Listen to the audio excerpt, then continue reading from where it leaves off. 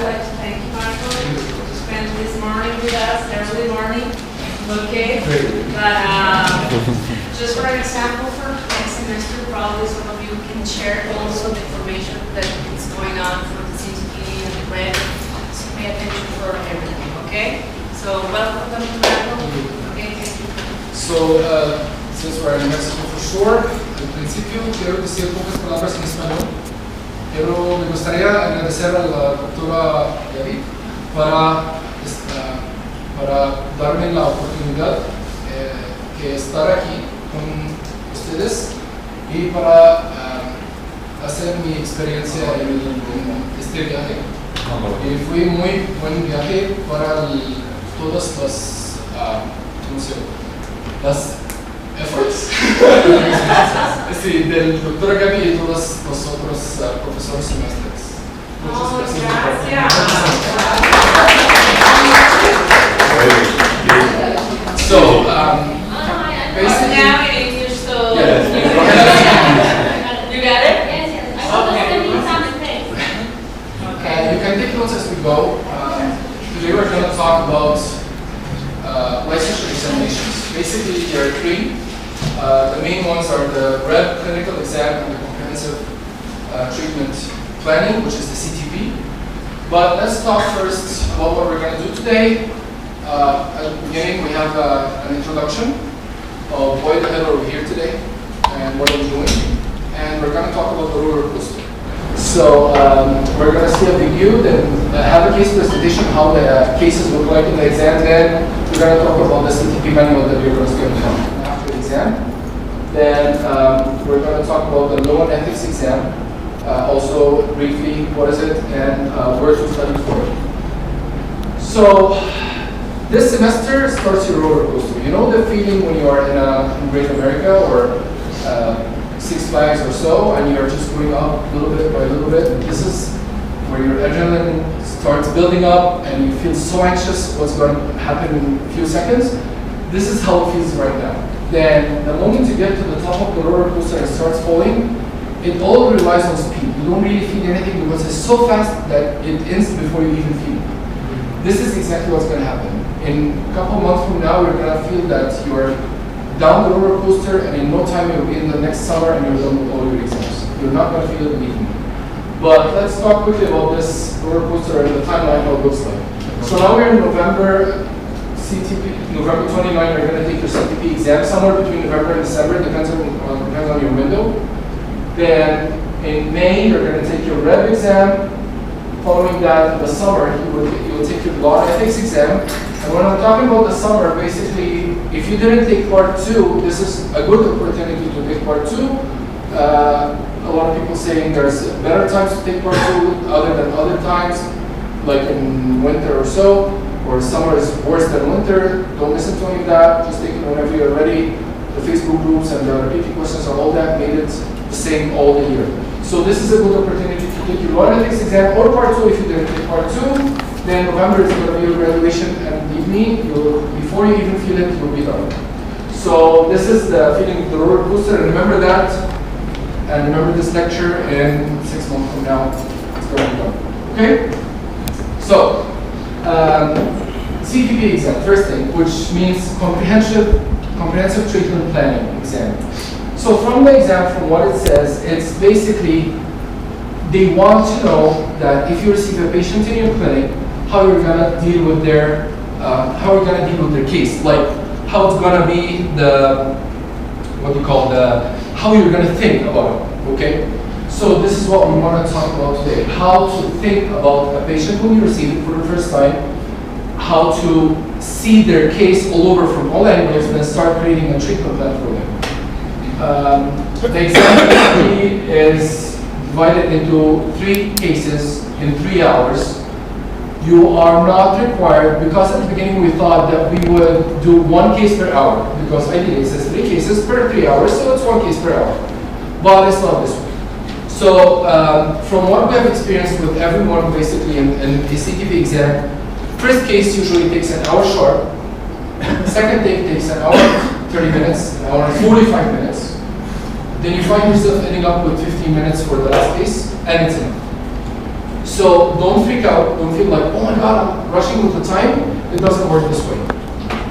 There's always smaller cases than others, so you will be fine and you will have enough time. There's no one that didn't get enough time to finish your case. However, just make sure to keep mindful of the time as you're working. So 3 cases are 1 pedo case, 2 adult cases. Usually we present the 2 cases, the adult at the beginning and the pedo at the end. This is not a rule, but sometimes it happens.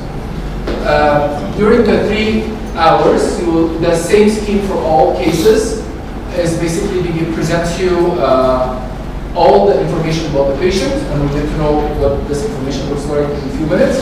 But we will tell you the history, the patient name and status and everything. Then they will give you the period chart if they need to give you a period chart. There's no period chart for kids. They'll give you x-rays, they'll give you models, pictures, intraoral, extraoral pictures, whatever they need to give you so you can create a whole imagination of how the case looks like and what the case needs are.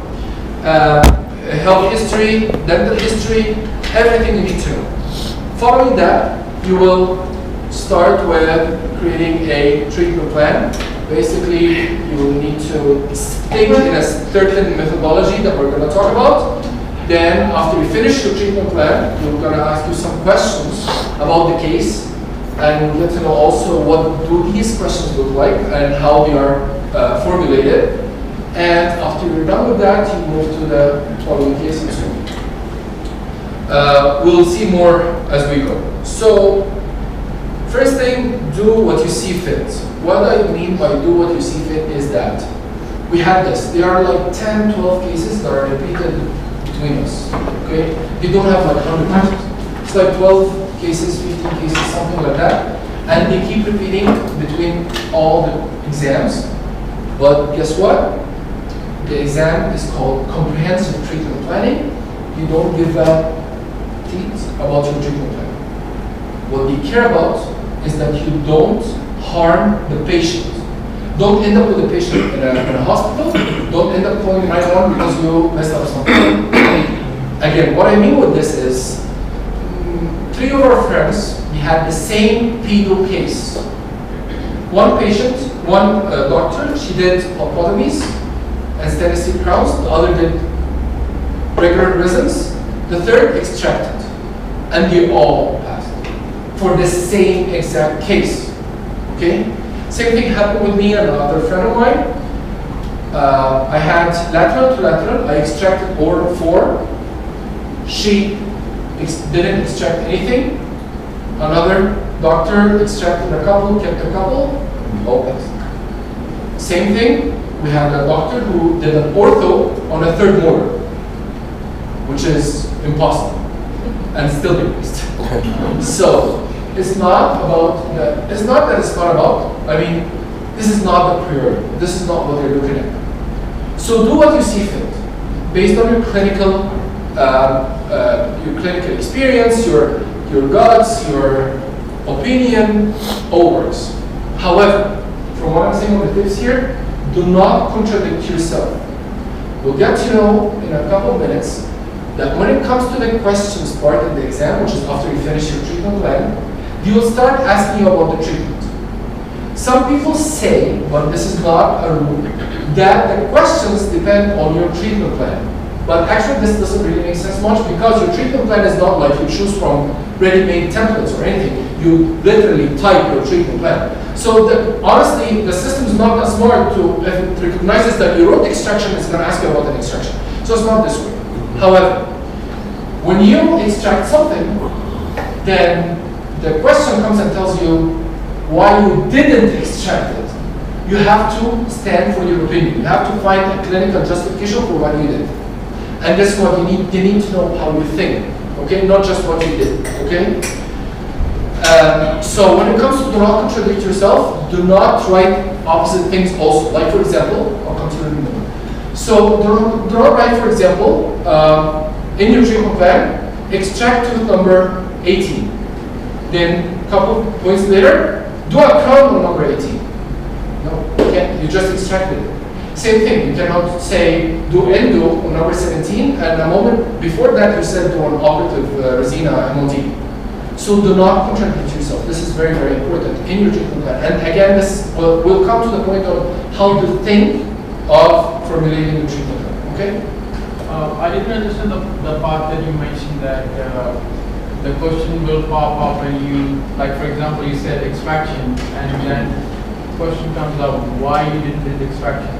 What should we write it? Sometimes the question, so basically when you run the treatment plan, after you submit your treatment plan, you cannot go back to it. Okay, not you cannot go back, I mean you cannot edit it. Okay, you cannot modify it because basically you submitted it. But you might say, I'm going to do a crown on a certain tooth. Then the question comes and says, why did you extract the tooth, for example? But you actually didn't extract it, you did the crown. So you need to find the justification on how to answer this question properly in a way that does not conflict with your treatment plan. This is all. Okay? So I should write something that makes sense. that makes it up good. So we didn't extract it and they asked for you to extract. Yes, because they might have this ready-made question. So you have to go with the flow in a way that doesn't. Explain that I think now, so I want. You can say we can extract because so and so. However, the treatment plan included so and so. Because it's not a computerized. It's not like part 2. It's not like it's corrected by a computer. It's actually 3 doctors look into this. So and usually the doctors are elderly. They use old style. We're going to get to this in a minute, but there are big humans that look into your answers. So they want to see how you think. So this is an advantage actually. So when you answer the question, when you're answering the questions, can you go back to the treatment plan? You can go back and look at it, but you cannot edit it. Oh. Yes. And I'll come a little bit further to this point again one more time. Focus on what they need to see. So basically, first of all, there's a way of answering questions. When they look at your treatment plan, first thing you're going to do something called treatment modifications. This is number 1. Okay?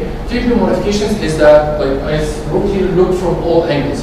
Get the patient in front of you, look at his health condition, look at his age and socioeconomic status, look at his dental history, look at his looks, like how tall he is, how short he is, how he walks, how he moves, all this stuff. Imagine that you're with an actual patient.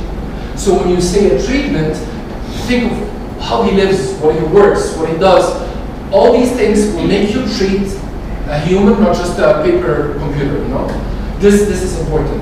Because when you do this, you will be able to, when you think of a treatment modification, for example, when the patient says, I'm allergic to something, you will know that you have to avoid this thing on your treatment plan. When the patient is wearing glasses, you will know that you have to take care of such and such. All these things you have to look at when you are formulating your treatment. Then, again, when you are doing the treatment plan, there's a certain scheme, there's a certain way of writing things. We're going to look at it. But most importantly, don't skip anything that is written there.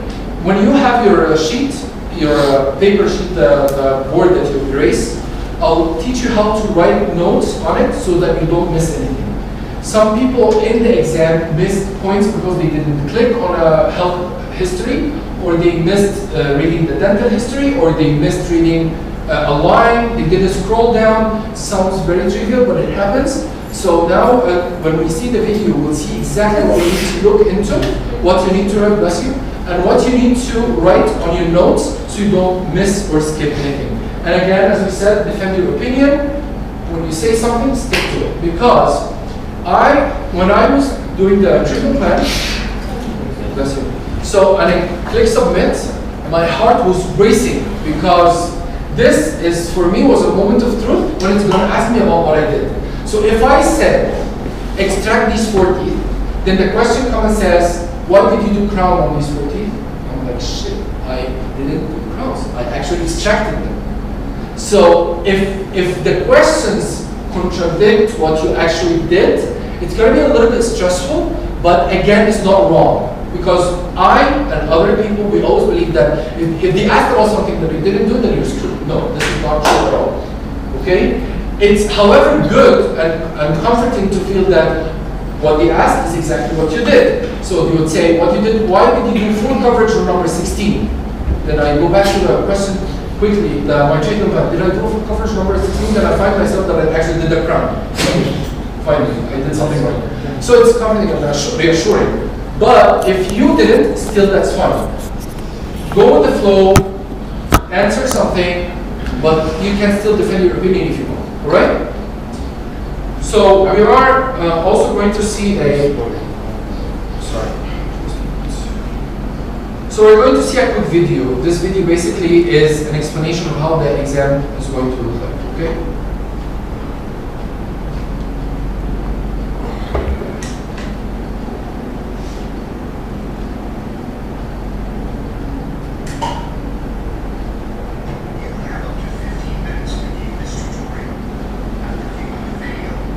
Have an opportunity to practice using the features demonstrated.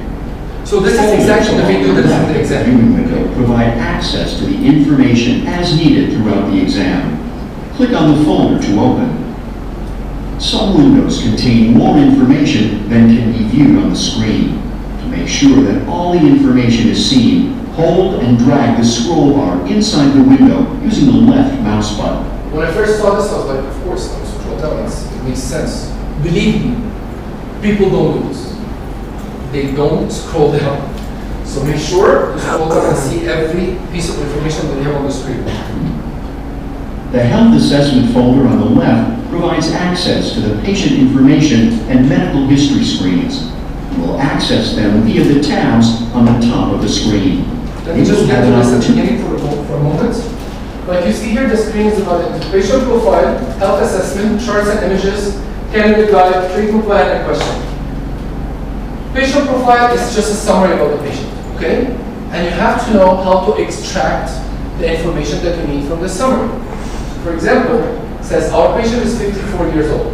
So you have to write down, and we'll see more how to do this scheme later, but you have to extract her age, her gender, works as a clinic coordinator, so what does she work? Because this is important with the socioeconomic status. She drinks 3 Diet Cokes per day, so that's her habits, dietary habits, all these things affect. She does not have regular dental checkups, it's important. Then her last visit was 3 years ago for cleaning, so these 2 lines basically are talking about her dental history, and this will affect her treatment plan. The reason she's seeking treatment from your office is due to having sensitivity to cold in the upper right, but it's also she's also dissatisfied with the appearance of her teeth. Chief complaint, or what we call motivo de consulta. Motivo de consulta is the main thing you have to address in your treatment plan. Number 1, okay? The patient is refusing full mouth reconstruction. Again, so if you did a full mouth reconstruction in your treatment plan, you are conflicting the patient's autonomy. They don't want that. Okay, so you can't do it because they did not want it at the beginning. So, and again, see their picture. If you have a picture at the front, usually they do. These things, so you have like half of the cases just from the first slide. Okay, half of your givens are taken from this slide. Opportunity to practice using the features demonstrated. Sorry. So when we answer for phase 3 and 4, we just talk about that particular tooth? That particular tooth that she's complaining? No, you will start with it. So this is the chief complaint. You address the chief complaint first. Like then you start your comprehensive treatment. Exactly. So full mouth reconstruction, does that mean prosthetics? Or? Like for example, yeah, don't tell her, oh, we're gonna do 12 veneers, 6 crowns, 3 and 3, and all that. She's not concerned about this. Basically, she's coming for basic needs. So treat her basic needs. She doesn't need a Hollywood star. So this is what. Straight. Folders along the left of the viewing window provide access to the information as needed throughout the exam. Click on the folder to open. Some windows contain more information than can be You will have viewed on the access to screen. this all the time. To make sure that all the information is seen, hold and drag the scroll bar inside the window using the left Here we mouse have button. inside health assessment, you have The patient health information assessment and health folder on the history. left So make provides sure you look access at to both. patient Okay? information and Again, medical some history people did screens. not look at both. Access them Make sure via the you open tabs both on tabs. the top of the screen. Click the next. Continue this demonstration. The folder on the left, titled Charts and Images, provides access to the periodontal chart. View this demonstration. Let me just tell you a quick thing. When you go to the patient information, you're going to see patient name, age. Again, some information is redundant from the patient profile. But before you get to this, you already know what you need, so it kind of saves you time. Gender, marital status, again, this is important. It says divorced, you have to keep her psychological condition in consideration. Ethnicity, this is important too because of the language. If she's Hispanic, if you need a translator, all that stuff, this might get asked about. Primary language spoken, if it says English, that means okay, so you can communicate easily, there's no barrier.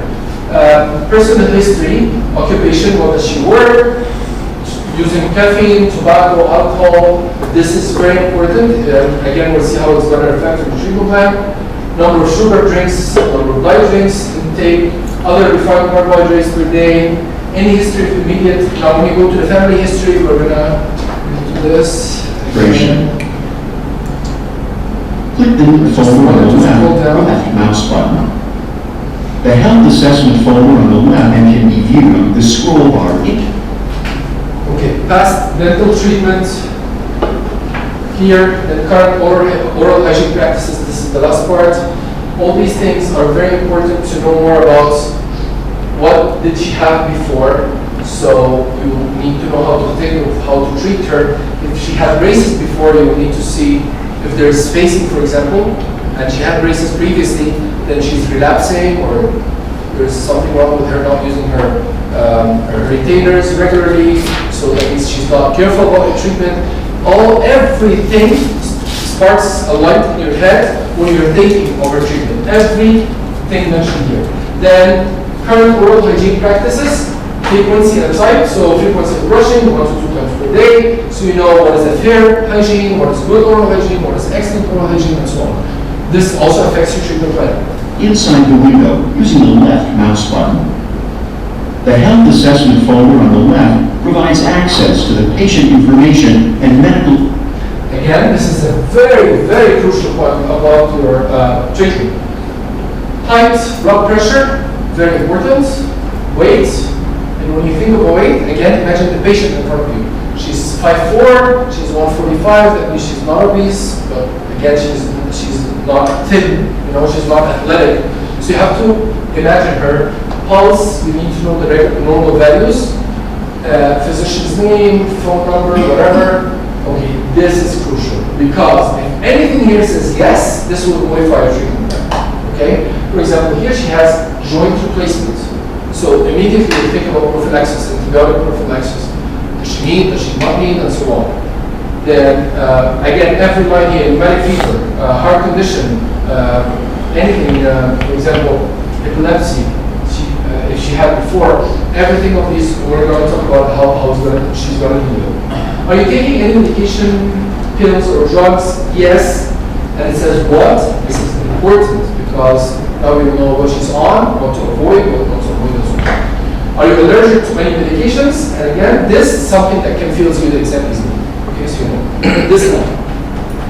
If the patient is allergic to penicillin and you prescribe penicillin, okay, this is something that kills the patient. So this part, in my opinion, is what can get you to pass or fail the exam. Yes? Are all those systemic conditions like set? Those are the ones you'll Yes, see? those are the exact ones you're going to get, nothing else. And as we go, you will see that in the CTP manual, it has every condition, how to deal with it. How to deal with the condition itself and with the medications that they take for the condition. We'll get to know more about this later. History screens. You will access them via the tabs on the top of the screen. Click the Next button to continue this demonstration. By the way, this is going to be in your exam. So The if you want to folder watch on it the within the left first 15 minutes, charts the and exam is going to be images there. provides access to the periodontal chart of existing restorations, radiographs, and intraoral photographs. Select the desired chart or image by clicking on the options at the top of the screen. The periodontal chart screen does not show the maxillary and the mandibular arches simultaneously. You must use the right scroll bar to move from the maxillary to the mandibular and back to the maxillary. To enlarge the view of the intraoral photographs and radiographs, click on the selected photo or radiograph. The view will enlarge. Return to full screen mode by clicking on the image again. Click the Next button to continue.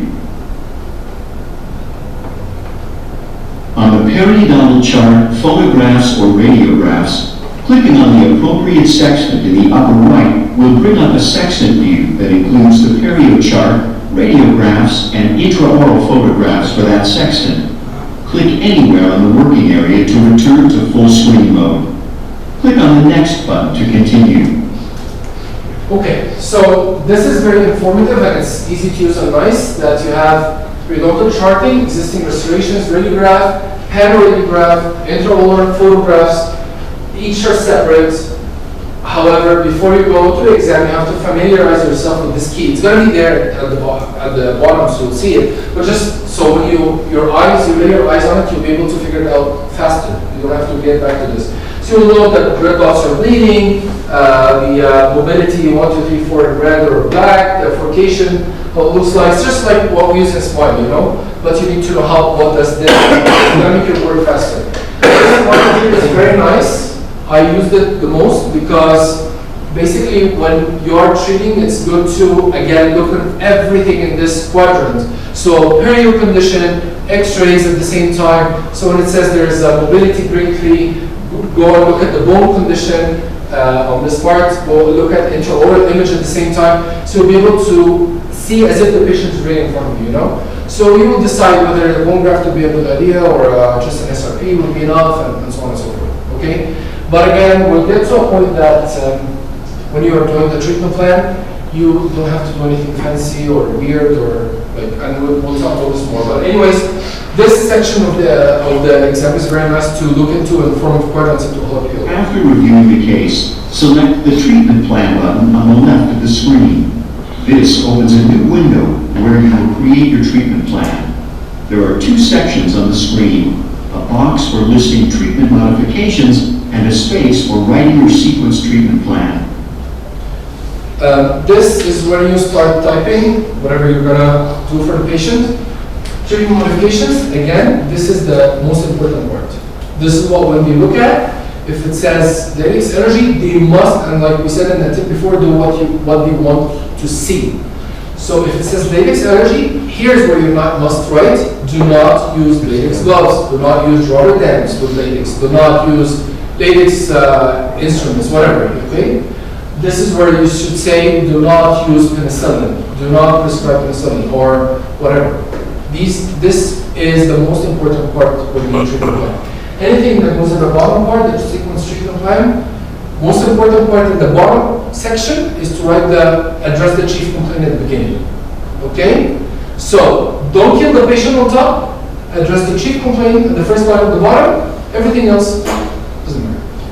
Honestly. We've seen this a lot. As long as you pass these two first parts, you're good.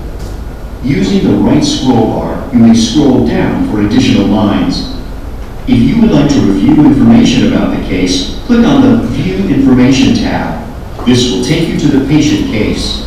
To return to the treatment plan, simply select the treatment plan button. Whatever you type will be saved, so there's no save button or anything. It says so. Once you have completed the treatment plan, selecting the Next button will take you to the questions for the case. Here is when it's done. It's done. So if you, on your treatment plan here, if it says, after you're done here, after you skip, press next after this part, you cannot get back to it, you cannot modify it. Okay? That's why when you go to the questions, once you have completed the treatment plan, don't freak out if you see anything different from what you do. To the questions for the case. Once you select Next, you will be locked out of the treatment plan, so be sure you are ready to move on. Your treatment plan will be available for reference, but you will not only for reference. Not be able to make any changes. When we're writing the treatment plan, we see the history if we want to again. Yeah, you can look at it again, but it's just not going to be edited. You'll just be able to see. No, before submitting the treatment plan. No, yeah, you can modify. You can go back, view information, see something, go back, modify it. Until we use the submit button. Exactly. Specific to code. Okay. So how do you address the achievement? We'll come to this. We'll come to this right now. What determined exactly the sequence of treatment? What do you? Yeah, what determined exactly exactly. What you can write, we're going to talk about the same question. I'll let you know how to write it. Yes. Do you recommend to write down the information before? We'll come to this Also- in a few minutes. Yes. Those are the only two boxes that we type? Yes, this is the only two boxes in this section. But in the questions, Yeah. it's going to open something else. Yes. So it will be, you have a button there, submit. Submit or next or something like that. Yes. Case information will still be available. Each question will appear at both the top and bottom of the screen. Write your answer in the box. To return to the case files, select View Information. This will take you back to the During case. the questions part, you still can go back to view information. You still can go look at the patient's images. If you Whatever. wish to refer to your treatment plan, do so by selecting Show Short treatment plan gets back to Select the the treatment plan that you created, but you can still the do it. next question. Questions pertaining to drug or laboratory prescriptions will have a prescription form provided for you. This, you don't always see this section, but like this is one of the questions and it says, write the laboratory prescription you will use to communicate your design for construction of crown to restore teeth number 8 and 9. So you'll only see this lab prescription if the questions want you to write the lab prescription. But if it doesn't, you're not going to see this, okay? So it's just one of the questions that you'll get. Talking about questions vary from one case to another. So one case can have 10, 12 questions, the other case can have 4 or 5. And that's why we said the time is not consistent between cases. So don't worry if you take more time in one case or one question, it's okay. Complete the form as you would in your office, including all pertinent information. The drawing on the laboratory prescription is not functional. You must write your complete instructions. This drawing, you're not going to do anything with it. Okay, you'll just see it. You're not going to be able to make circles or mark or whatever, nothing. You just see it. And we'll learn how to write lab prescriptions, pharmacy prescriptions, all this stuff we're going to go to. Find it. Click the next button to continue. You may select the Mark for Review box in the upper right corner of the screen to flag items to which you would like to return before exiting the case. Like if there's a question that you missed, there's a question that you want to make sure that you answered fully but you didn't get a chance, so you can get back to it again. However, after you finish one case, like fully, questions, everything, submit, you can go back to this case again. Nothing, okay? After the last question, select Review Screen to review any of the items. It will indicate items that you marked for review. Click the Next button to continue. After you have completed the review screen, select the End Review button. This will open the next case, and you will no longer have access to the first case. Complete the second case as you did the first, with the treatment plan and questions. Like you've seen here, it says review all, review incomplete, review marked. For those who have taken part 1 or part 1 and 2, whatever, it's the same exact scenario. If you mark something, when you press review marked, it's going to pick only the question that you marked. If you say review all, it's going to start from the beginning to the end. If you say review incomplete, it will review only those that you didn't touch, okay? The questions that are not submitted or are not even anything written in it. After the third case is completed, select End Exam to end the exam. Click the Next button to continue. All right? So this is the first thing that you need to know, which is how the exam looks like, what is the structure, what is the time frame, and so on. Now we're going to see an example of how the real cases look like, okay? So as we said, we have 2 adults, 1 pedo. Here we will see what does the adult case look like. Pedos are much simpler, but we'll see an example for an adult case. This was one of the cases I did with a couple of my colleagues in the class, and I think Dr. Levy are going to require that people do the same thing in the class here. So I'll share the template with you, so you can use it. Don't use anything else because there's no need, basically. Some people created fancy presentations. PowerPoint. Second? PowerPoint presentation. Yes, PowerPoint presentations with all fancy stuff. You don't need that. So just don't waste your time on trivial things, okay? So it's the exact same situation here. You have the patient profile, and on the patient profile here you have the summary of what she looks like, her picture, everything.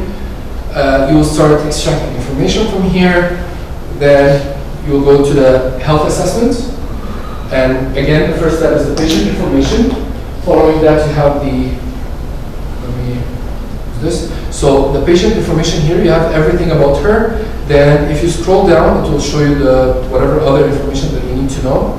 So starting with all the way from her name, going down family history, then dental concerns. This is reason for visit. This is the motivo de consulta. This is what you need to address at the beginning. Other is what you can address later. Then past dental treatments, current oral hygiene, and we'll talk about every section, how does it reflect on what we need to do. Then health information is the second tab here. Then this is where you see how you need to modify a treatment plan, medications. Again, here we put very complicated medications. You're not going to really have something like that. This was just for practice for us. Then if you're allergic to any medications, again, here it says no. If it says yes, then you have to consider this. Following tab, if you scroll down more, you're going to see more like, have you received intravenous bisphosphonate treatments? Are you under the care of a physician? Yes, for what? They will write their list of conditions. So here the patient has PTSD. Do you have any disease, condition, or problem not listed? No. Woman only, are you pregnant? Then here again, if there's any motivo de consulta or clinical findings that you will not be able to see in a picture. Basically, you need a real patient in front of you. But since you don't, in this square or this rectangle here, you will write clinical stuff that you must consider, but you're unable to see because the patient is not under your hand. So here it says catch on number whatever, defective restorations on number whatever.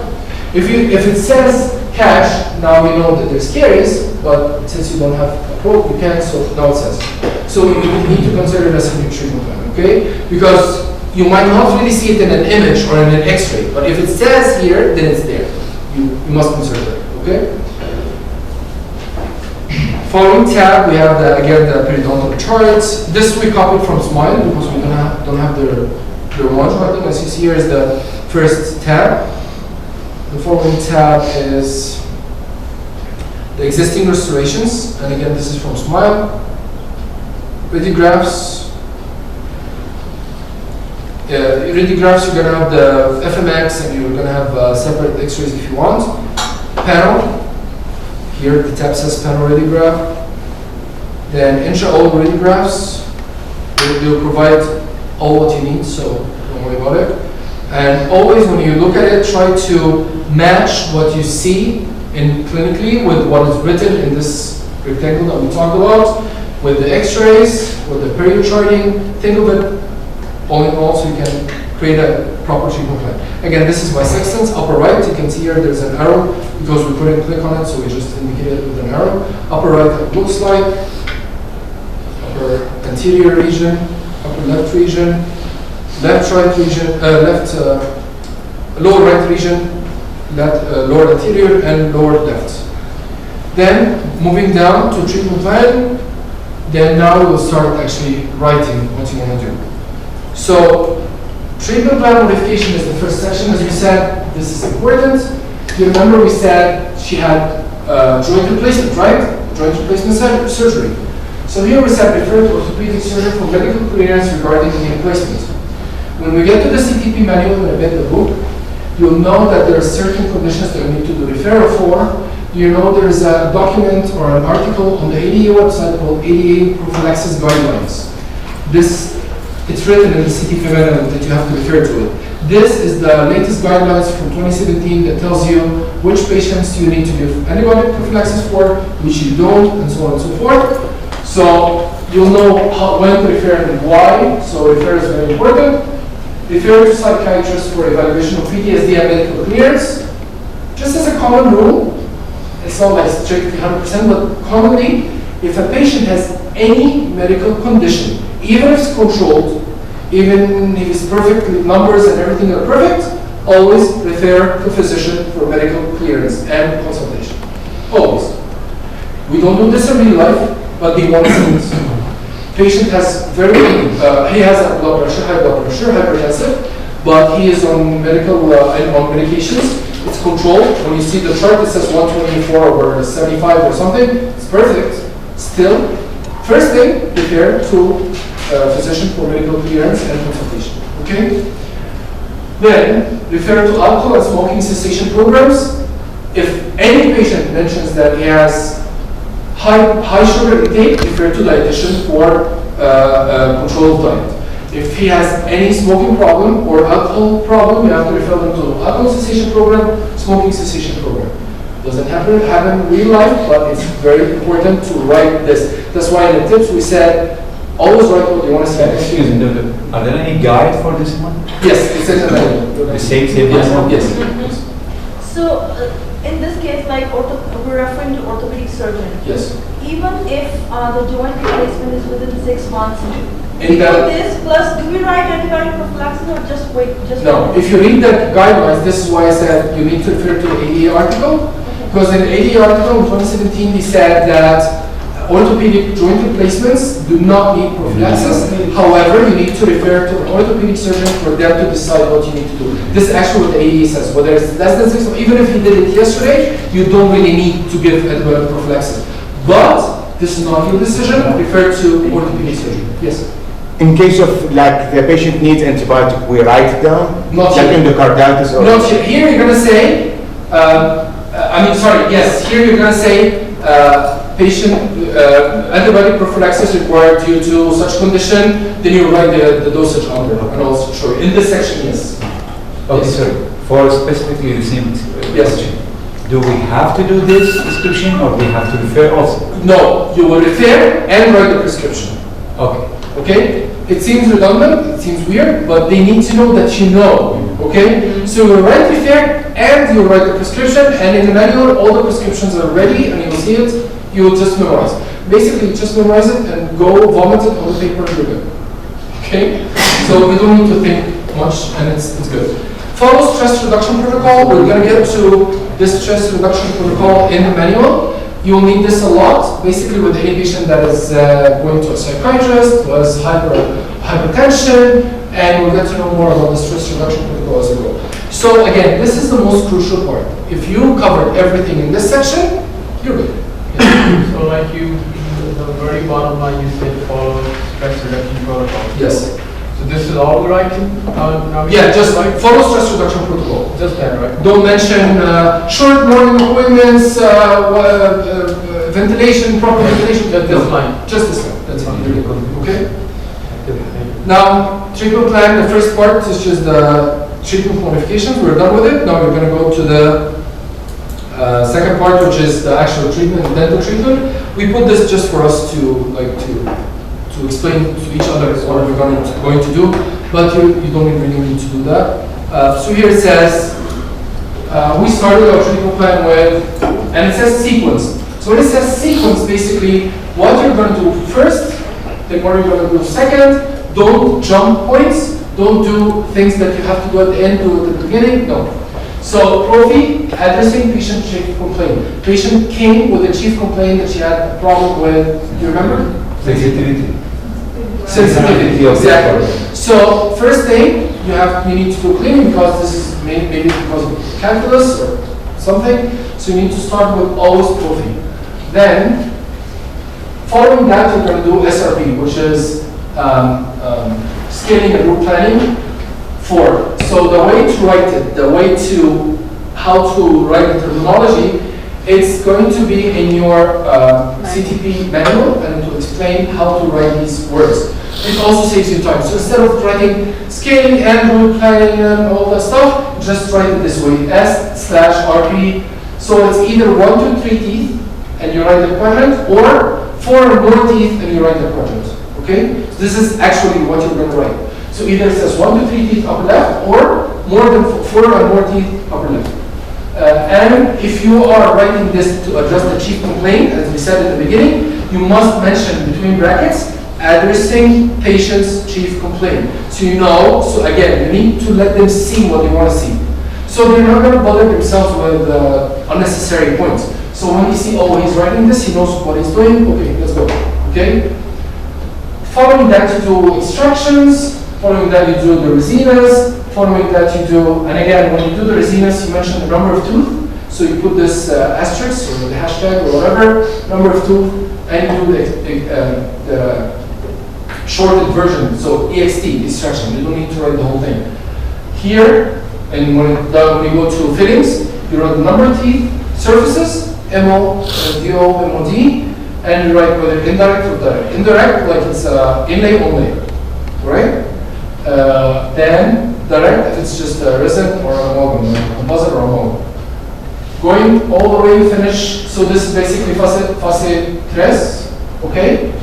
The first section was fase 1 of those, if you want to do it the same way like we do it here. The treatment coefficient fase 1 or fase 2. This section is fase 3. Once you finish it, you're going to go to fase 4. Here we need to refer to orthodontist. So basically we are going to refer him after fase 3. Then we're going to go to fase 4. Number 6, crown, addressing patient chief complaint. Although it's a chief complaint because she didn't like how her teeth look like, remember? But again, she said she doesn't need a complete mouth makeover. So you need to look on what are the teeth that you need to work on, just these specific crowns. So we had 3 crowns that she needed. Then, so we said addressing patient chief complaint all the way down here, although we started with it, but again, you can't put this here. Doesn't make sense. You can't just do SRP, then do crowns. But this is her chief complaint. Yes, but as a sequence treatment plan, you don't jump from cleaning to crowns without addressing the rest. Why? What if you do a resin and it modified something with the bite? You can do this later. What if while you were doing a resin and you decided you're going to extract something because it's deep or infected or whatever, the endo didn't work, so you can't jump things. You can't move this section to the top, basically, okay? And again, we put an RPD because she didn't like her missing teeth, okay? Here we could have said implants, for example, instead of RPD. Why didn't we say so? Because her socioeconomic status didn't indicate that she can pay for implants, although they didn't mention this, and they will not mention this. So you know, okay? And usually in the exam you can do, like in this exam specifically, there's no economical restrictions, okay? No financial. You can do whatever you want. You can do whatever you want. It's just we chose to go simple. And this is number 1, when we'll talk later on the CTP manual, you're going to see this written there, KISS. Keep it simple, stupid. People that are doing this corrections are more old style, although they know that they do implants, but just try to avoid being complicated, you know? So we did an RPD, so we are addressing chief complaint again. Then maintenance, very important. A lot of people forget this part. If it is maintenance every 6 months for non-perio cases, okay? If it's a perio case, put it every 3 months.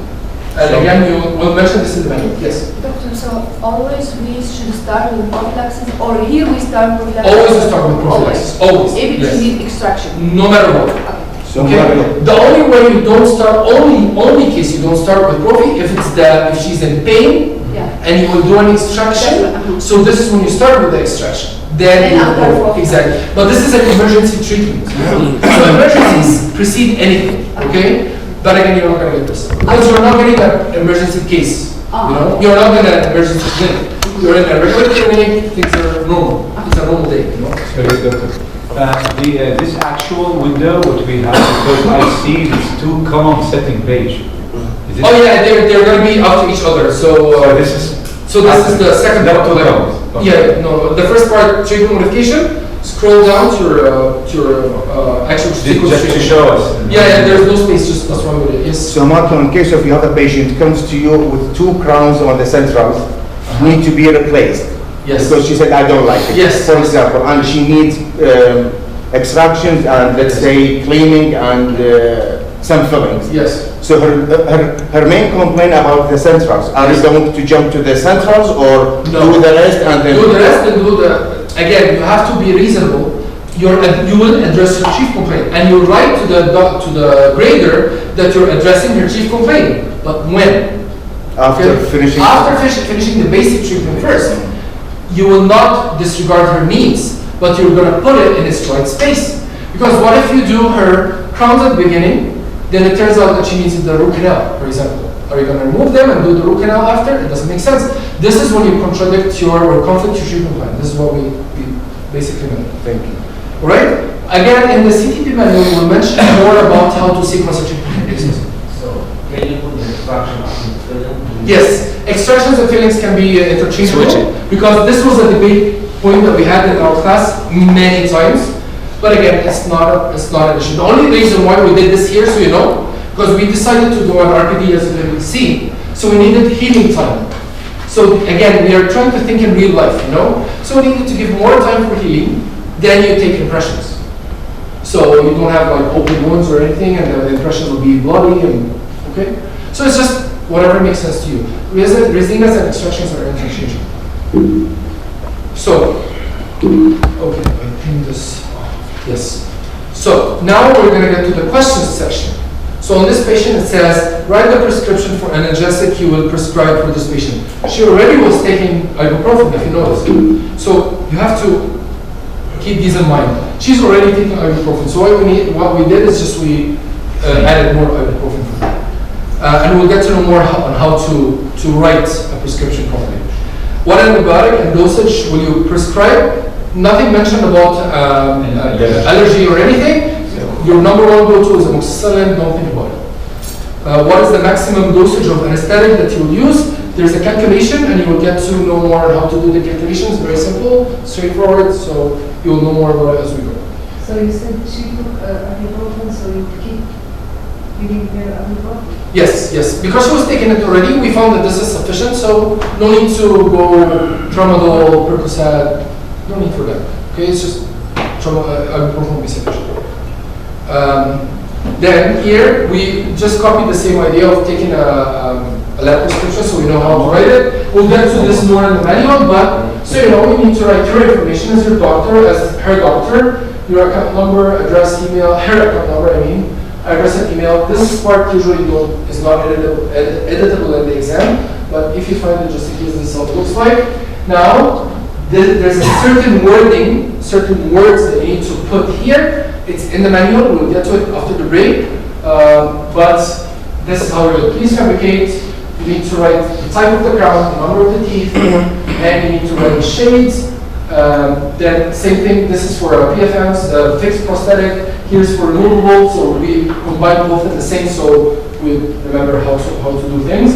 Your signature, and that's it. This is this part for this patient. We're good with this. Now, for the second case, basically, which is the pedo patient, it's much simpler, much faster to finish. In my case, and for those who got the same exam as mine, first case took 1 hour sharp, 60 minutes sharp, I was done. So I was so happy, I'm on time, I'm good. My second case took me 1 hour and 35 minutes, and I could have easily went 2 hours, but I just decided that enough is enough, I have to proceed. The second case finished in 12 minutes, so I had 7 minutes at the end, nothing, but I couldn't go back to my second case, for example, to modify on it, but this is how it is. It went very fast, and that was a good thing. But again, when you think about it, sometimes it's going to be, don't overthink things, and we'll come to this part again in a little bit, but the more you overthink it, the more harder it gets. Just keep it simple, stupid, as much as you can. Pediatric cases, again, the information about the patient, his age, you need to get this out because of eruption sequence, because of, when you look at the panel, you need to know what's going on wrong based on the age. So eruption sequence is something that you will need to memorize before the exam, okay? Came to the office with his mother is concerned about the way his teeth are arranged, so again, you need to see what's the chief complaint. She said she never had any problems with his teeth before. So apparently this might be the first visit because he never had problems before, so this might be the case, but we'll see more. Pediatric patient information, as you go here, his name, his age, gender, again, Hispanic, primary language Spanish, so you need to put this in consideration. Any immediate family history, whatever, no. Type of snacks he's taking, so it says chips 2 times a day, so you need to keep this in consideration too. Health history, dental history, so what is the reason for a visit, cleaning and exam, When was your child's last dental visit 1 year ago? What was done cleaning? Frequency of brushing twice daily? Frequency of flossing? None. Does your child do mouth rinse? No. Your child home care? No. So put this in mind. His height, stature, weight, everything. Does your child have or had any of the following? So the only one marked is asthma. This is an important treatment modification. And again, it's all templates. You don't have to look on a textbook and see what to do.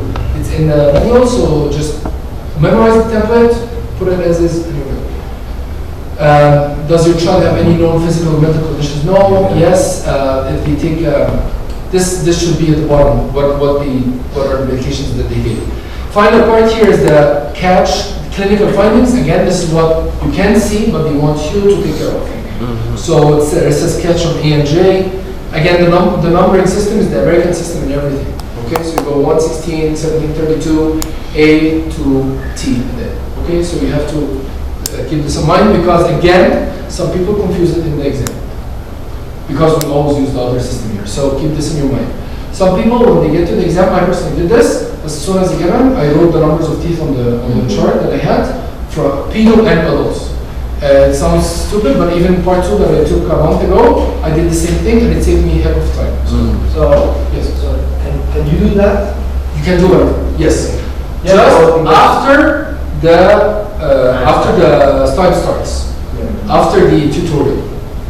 Yes, but again, it depends on the examination center. Some exam centers don't really notice this part. Some they do, and they're silly, so they'll tell you, "Oh, we're gonna take it and give you another one." So it's up to you. Okay? Here's the charts. As you can see, there's no period charts in pedo. So the first part here is dimmed because we don't have any of that. This key here is important. So make sure to familiarize yourself with it before you get to the exam. So existing restorations, radiograph. Here we added abscess or something. Then this is the panel radiograph. Usually you don't find too much intraocular. Like there's no FMX for a child, you know. So you're gonna see only the white wings, whatever is necessary for you to see. Same thing here with the intraocular radiographs. We added the scaries here. And like you can see also we added the caries here, and now going to the treatment plan. The most important section, treatment modifications, refer to pediatric dietitian to reduce sugar intake. Why? Because drinking juice and eating chips. Anything that you feel suspicious, refer to whoever. A physician, a dietitian, a program for alcohol cessation. It never harms. Okay? Anything you will do here is not an over-treatment. Okay? And we're going to get to this over-treatment and under-treatment part in a bit.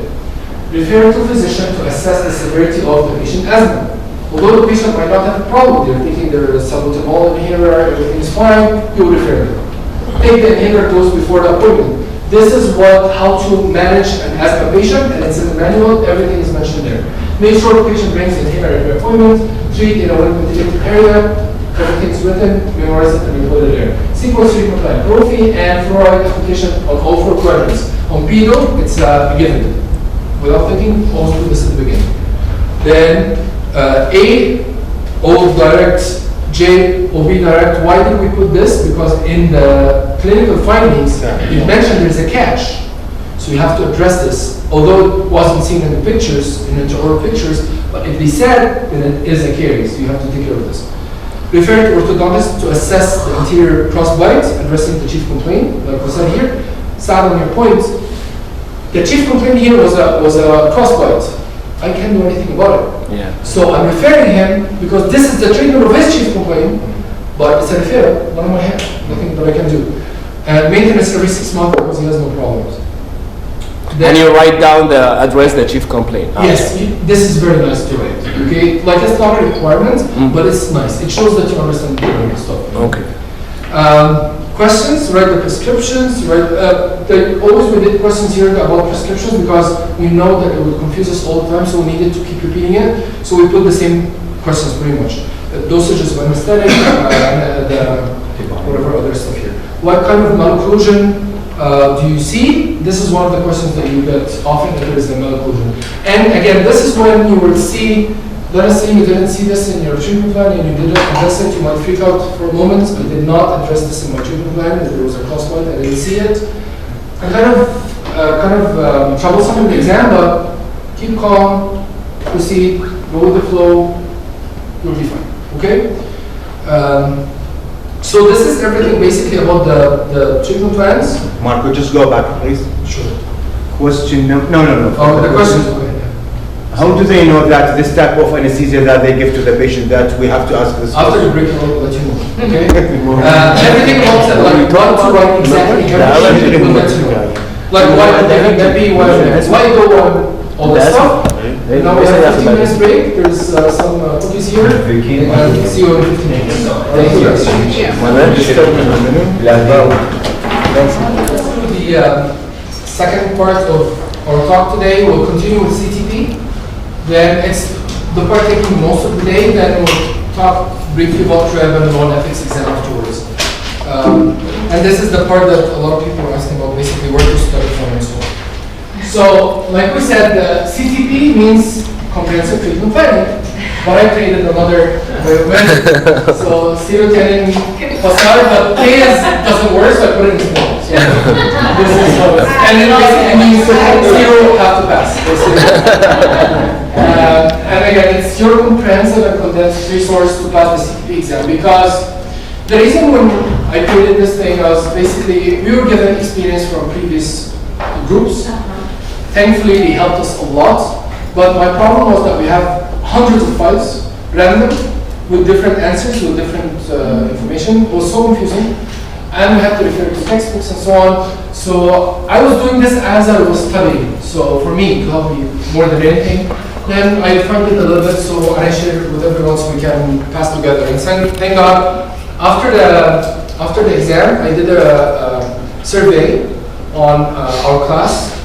26 people answered the survey, and 100% of them mentioned that this was their main source of study, and that and again, 95% of them answered that they didn't find any extra information that they needed elsewhere. In my opinion, next to this guide, you will need your clinical experience. Okay? This is something, not everything can be mentioned in 30 pages, all right? Like for example, we're going to talk about RPD designs. I'm not going to talk about RPD designs here. It's your prosto information, you know? So keep this in mind. Your clinical experience adds to whatever you're going to study here. Before I get to this guide in detail, when the examiners look into your exam, this is how they grade it. And it's actually based on videos that I've seen. I could not find them again, but I'll try to look for them. It's the videos that are given to the graders to calibrate them before they start grading your exam. Okay? So they let them see how to grade you, you know? So these calibration videos, there were a series of 3 videos. They were talking about over-treatment and under-treatment. So when they look in your treatment plan, they'll grade your treatment plan twice. First of all, on over-treatment, second thing on under-treatment. Over-treatment is more possible than under-treatment, okay? Because most possibly you're not going to miss something, but you can do something unnecessary or too much, right? That's why when we said keep it simple, stupid, this is the major part when we speak about over-treatment. Don't go crazy on implants, bone grafts, GBR, full mouth rehabilitation, full veneers, all the zirconia, monolithic zirconia.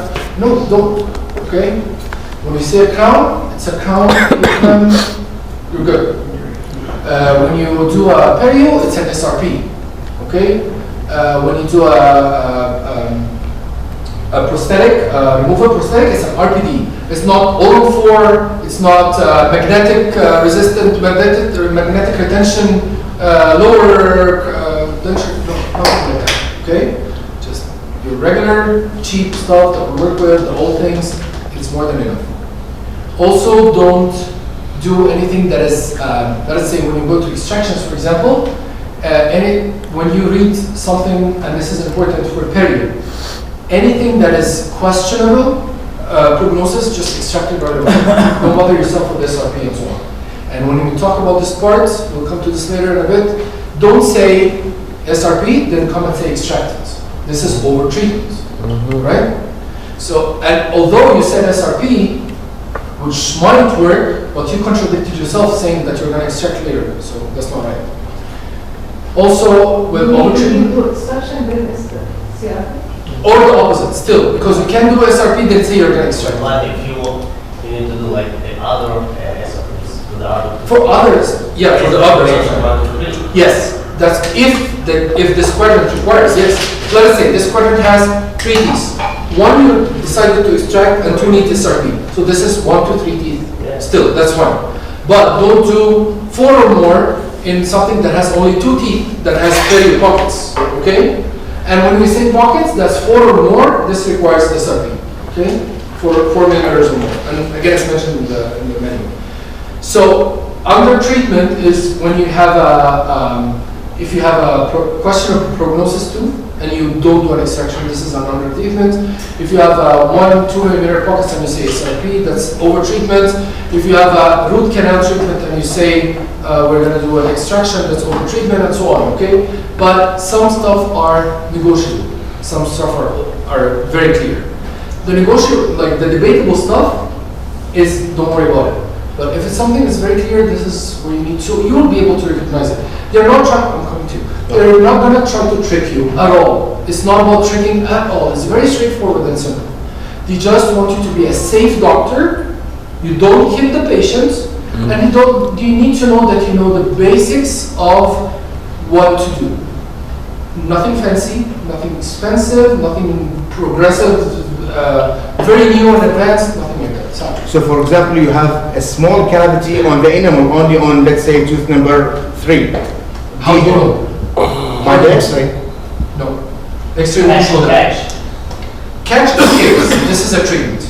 On an X-ray, you will not see this. On the X-ray, you'll see caries extending to dentin. Treat. If the caries is just superficial, no. Yes, observation. Or put fluoride, something like that. This is an over-treatment.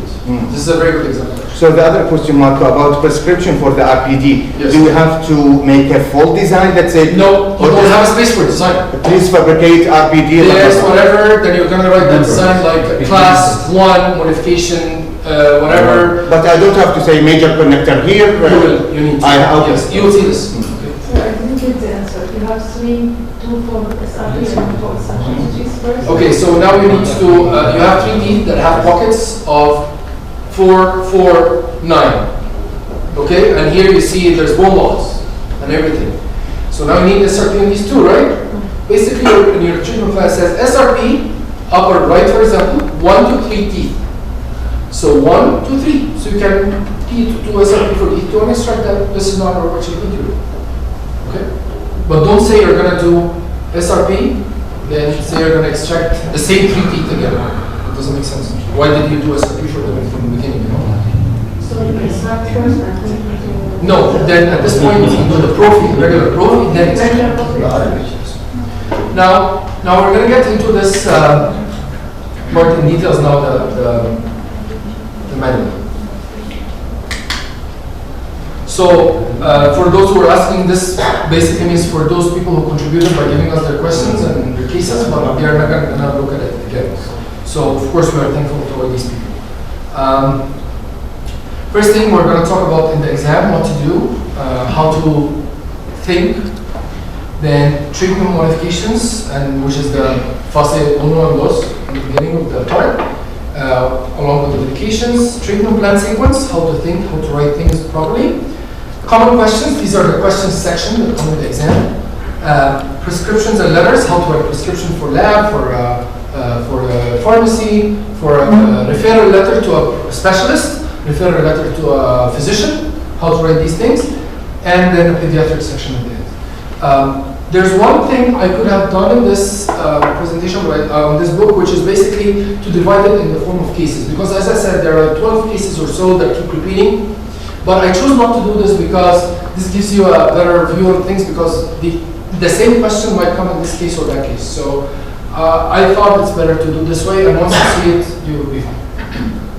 So in the exam, Sorry, yes, do we need to write for letter for refer? yes, In the CTP? yes. They will write a referral letter to the physician, write a referral letter for the specialist. So there's a wording that you need to memorize. It's short and it makes sense, okay? So in the exam, we're gonna ask your thoughts, focus on how to extract information. So like we mentioned this already, patient information tab, age, sex, weight, chief complaint, to address first on your chief complaint. Medical history and medications for treatment modifications, like what diseases they have, what medications are they taking, what allergies are they concerned about, what is his blood pressure currently, all this stuff. Dental history, frequency of dental visits, age of treatments, like he had, let's say, a crown 60 years ago. It's trying to replace it. This is not an over-treatment. But he had a crown 1 year ago, and it looks good. Why would you redo it? Like this prostate RCT and so on. RCTs, for example. Recent RCT 3 months ago, and there's a creative radiolucency. It's still healing. Just give it time. You know, this might be why he went from the beginning for the RCT, and it needs a year to heal. You know, so this is not because of the endo. It's actually the endo's treating this. Clinical findings to compare with pictures and radiographs, then address in your treatment plan. One thing I have with here with the break. Let us say it says occlusal catch on tooth number 12. Then on the pictures, you find a buccal on tooth number 16, I'm sorry, okay, or 17, something like a molar.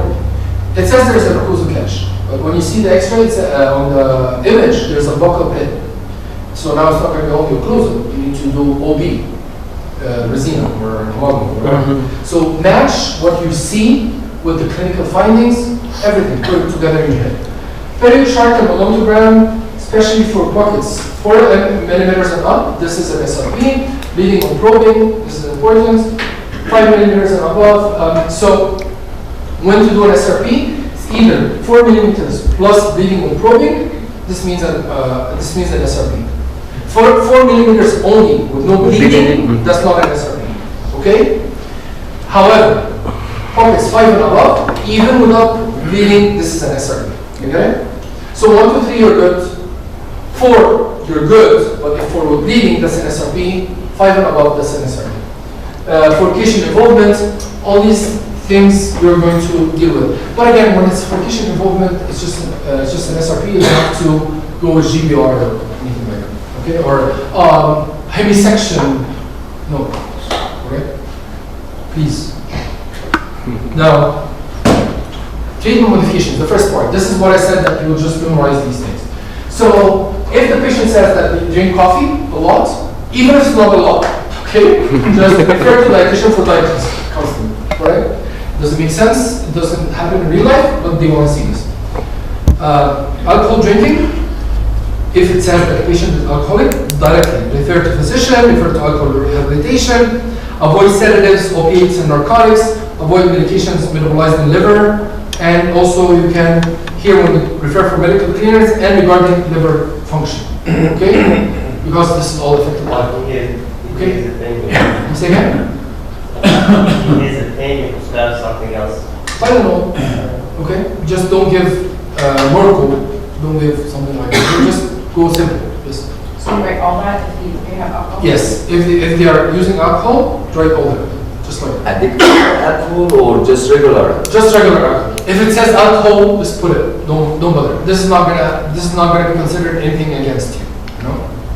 So there's some stuff that will not be counted against you by any means. Alright? But there's others that if you missed, no, this is bad. Yes. Can you say the social drinker? Still. He drinks. Doesn't matter. Smoking. Refer to smoking cessation program. Drug use. If it's like on heroin or whatever. Say again? No. Okay. So drug use. Refer to physician for consultation. Always in your mind, refer. Always. For whatever. Refer at the beginning. Then we'll talk. Okay. After refer, we'll talk about everything else after that. Avoid sedatives, opiates, and narcotics. High carbohydrate diets. Refer to dietitian, follow cares control protocol, this is important. Latex, avoid latex. You can actually write, if you want, you can avoid latex, for example, gloves, rubber bands, okay? Because this is a question. My case patient, he was latex, as having allergy to latex. Then all the questions it said, you did a root canal treatment, then the following day the patient comes with hives and something like that, okay? So it's basically because of the rubber dam sticking to his face, okay? So you can, between brackets, write, avoid the rubber dams and stuff, but if you just put avoid latex surgery, right? And again, you don't need to be really very detailed. Nickel, avoid nickel and nickel containing alloys, yes. So if you mention in your treatment plan, avoid latex, like Say again? if in your treatment, I can hear you. Sorry. if in your treatment plan you mention already avoid latex, gloves, and rubber dam. Yes. But still they ask you the question. Yes. The patient comes with hives and all. Yes. So you just answer avoid. Yes, just say, this question, we'll come to this question because it's in the question section. They're asking you because they want you to prescribe Benadryl. So you just write to prescribe Benadryl. Yes, and the answer to this question is basically prescribe Benadryl because they will ask about the management. They're not asking about the reason. Because they will consider that you know the reason already. Can we put from the treatment notification, don't use latex, we use demonstrate? No, don't. Don't use latex. What use? Bare hair, they don't care. Just don't use latex. Iodine, avoid iodine, allergen, okay? HIV and immunocompromised patients. If it mentions by any chance that you have patients immunocompromised, you have AIDS, HIV, if it's controlled, if it says it's controlled, you're going to write this first line. If it's uncontrolled, and if it says that uncontrolled, we have to mention that that means that the white blood count is less than 500 cells, or that the platelet count is less than 60,000. This is when you start writing the bottom part, which is refer to physician, and you will need antibiotic prophylaxis. This is complicated, doesn't come, but just so you know, alright? Because he's now immunocompromised, so basically he needs something to help with immunity, so you prescribe antibiotics. Stroke, this is what you're going to write if the patient has stroke. Short, stress-free, morning appointments, follow stress reduction protocol. If you just follow stress reduction protocol, is enough, okay? This will you'll have this with many cases like the stroke. Diabetes, refer to physician for consultation, medical clearance regarding diabetes, okay? Regarding whatever, okay, anything. Refer to dietitian for diet counseling. Monitor HbA1c level, must be less than 6.5. This is fancy to write. It's good to write like that you know the normal values. This is good to know.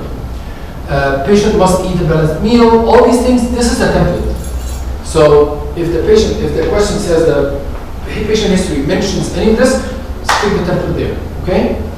Hypertension, Parkinson's, joint replacement. As you see here, no need for any prophylaxis, okay? If patient is immunocompromised and he has joint replacement, this is you need to refer for physician and prophylaxis. But you're not going to have this, so you know, okay? Like, they're not going to get to someone who has joint replacement and he has AIDS and he had sex yesterday, nothing like this will happen, okay? So, do you need to write, no need for antibiotic? Say again? Do you need to write it? Yes, if a patient requires antibiotic prophylaxis, you don't say antibiotic prophylaxis, no. You don't write what you're going to give. No, here's not my question. Yes. Do you need to write no need for antibiotic? No, you don't need to write that. Just like because there's two opinions. The first one you told us about it, if the patient has hypertension and let's say diabetes. Yes. You said, we mentioned this, the template, which is great. It's easy for us too. Another opinion is they said just put follow the hypertension protocols or follow the diabetes protocols in treatment modification. No. Okay. No. You have to be a little bit detailed. You know? So what is hypertension protocol? You have to know what we're talking about. So and again, you have plenty of time legally. Okay, especially if you type properly, you will have time.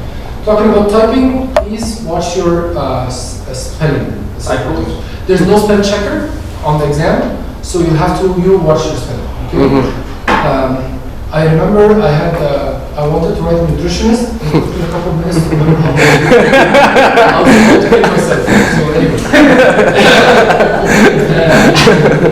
GIT problems, gastritis, colitis. GIT problems include any of these. So if it mentions that the patient has gastritis or colitis or intestinal polyps, anything of this, just put these things down there. Avoid clindamycin if antibiotic is needed. This is important. Most cases you're going to avoid aspirin and NSAIDs, so you know, in a lot of cases. Yeah. Respiratory problems. If it mentions any of these, asthma, bronchitis, emphysema, seasonal allergies, COPD, any respiratory problem, put these things. Okay? Refer to physician. Again, it always starts with refer to physician. Make sure patient took his or her medication before the appointment. Make sure they have this medication with them. Avoid long periods of flat position. Short stress-free appointments. Work in a ventilated area. All this stuff. Not too much? No. But again, it's upon your discretion. This is ideal. Okay? Yes. Shorten it a little bit, it's fine. If you see it's not necessary, It's gonna be on track. it's fine. But this is Today. all the information. Like, okay, for example, this answer here, one doctor in their file, their answer that they give us, he wrote this part. For example, someone else wrote this part. I combine them. Okay? So we make sure that nothing is missing. Or let's say there's a textbook that wrote both. So I So you combine from the old cases? Yes, exactly. Okay? And it all makes sense, to be honest with you. Like when you read it, it'll just, like remember it with sequence. Make sure that the patient is taking their medication. And make sure that they actually bring the medication with them just in case, you know? And it makes sense as you're reading. Tuberculosis, it has its own stuff. If active, is different than when it's not active. If he has a history of a TB, that means it's not active. Okay? So nothing special. Confirmed free, treat as normal patient. Okay? Because it's a history of TB. If it's active, it's a different story, and it will not come in the exam. Because an active TB case is a hospitalization case, it's not office. Pregnancy and lactation is important. It comes. Hyperthyroidism, bleeding disorders. Bleeding disorders is important when it comes to avoiding aspirins and NSAIDs and stuff like that. Hepatitis A, B, and C, and D. Again, if it's active, it's different than when it's not active. Not active, it's like it's not there. Epilepsy and seizures are important. Hemodialysis. Something from hemodialysis, we know that we always treat the patient 24 hours after the hemodialysis session. This is a very known piece of information for us. So keep this in mind. Radiation therapy, like any cancers or stuff. Chemotherapy. Osteoporosis, this is very unlikely to come, but you can have a question about it or something, so just keep it in mind. This is for you. Prosthetic heart diseases, these are important. Any heart, this whole part is about heart conditions. So these stuff that you need antibiotic for, antibiotic prophylaxis, here you don't need, like murmur and rheumatic fevers, pacemaker is a special case. So these are all heart conditions that you need to take care of. That's why at the beginning of this file I mentioned here, you will study this plus two things. CTP Candidate Guide of the Year and ADA Guide for Antibiotic Prophylaxis. This is a website. This you will either find online or you will receive it on your mail when you register for the exam. The CTP Candidate Guide, nothing changes from one year to another. It's just the same thing that we mentioned in the presentation at the first part before we start. This is what's mentioned in the book. Okay? So, CTP Candidate Guide of the Year is very important for you to read. You will find it online or you will find it in your mail. And the antibiotic prophylaxis guide. Now talking about heart conditions, liver conditions, radiation and chemotherapy, and the pacemaker, for example, refer to physician, no need for antibiotic prophylaxis. This is for you to know, you don't have to write no need for antibiotic prophylaxis. Avoid ultrasonic scanners and devices, this is important. Avoid electrosurgery, this is important. Now some important values here that you need to keep in mind. And you need to memorize these. INR, this is blood test, PT, PTT, platelet counts, blood pressure, what is stage 1, what is stage 2, and so on, HbA1c, common drugs that you would get. So if they mention glutamides, sulfonamides, whatever, these are for diabetes. If they mention Tylenol, whatever, these are for asthma. Okay, so these are like common things that come that we need to just keep in mind. Okay. Now, when it comes to medications, we have heck a lot of pain medications. You need to memorize everything. We divided it into 3 sections: severe, moderate, and mild pain. Okay? If it is severe pain, which I didn't see comes except one time. Only one person mentioned this. But these have high risk of debilitability and abuse. Avoid using with alcoholics and drug users. These are either Vicodin, Percocet, or Demerol. They don't really come a lot, but just in case, first thing I would go to Percocet. Vicodin is rarely prescribed down here in California, and Demerol, you can, but Percocet, I personally, I memorized the whole Percocet. So, I mean, it's too much. But again, this is how to write a prescription. You will always have to write the name, SIG, which is the instructions, dispense, how many, refills, always none. Always refills none. Okay? How to remember how to dispense?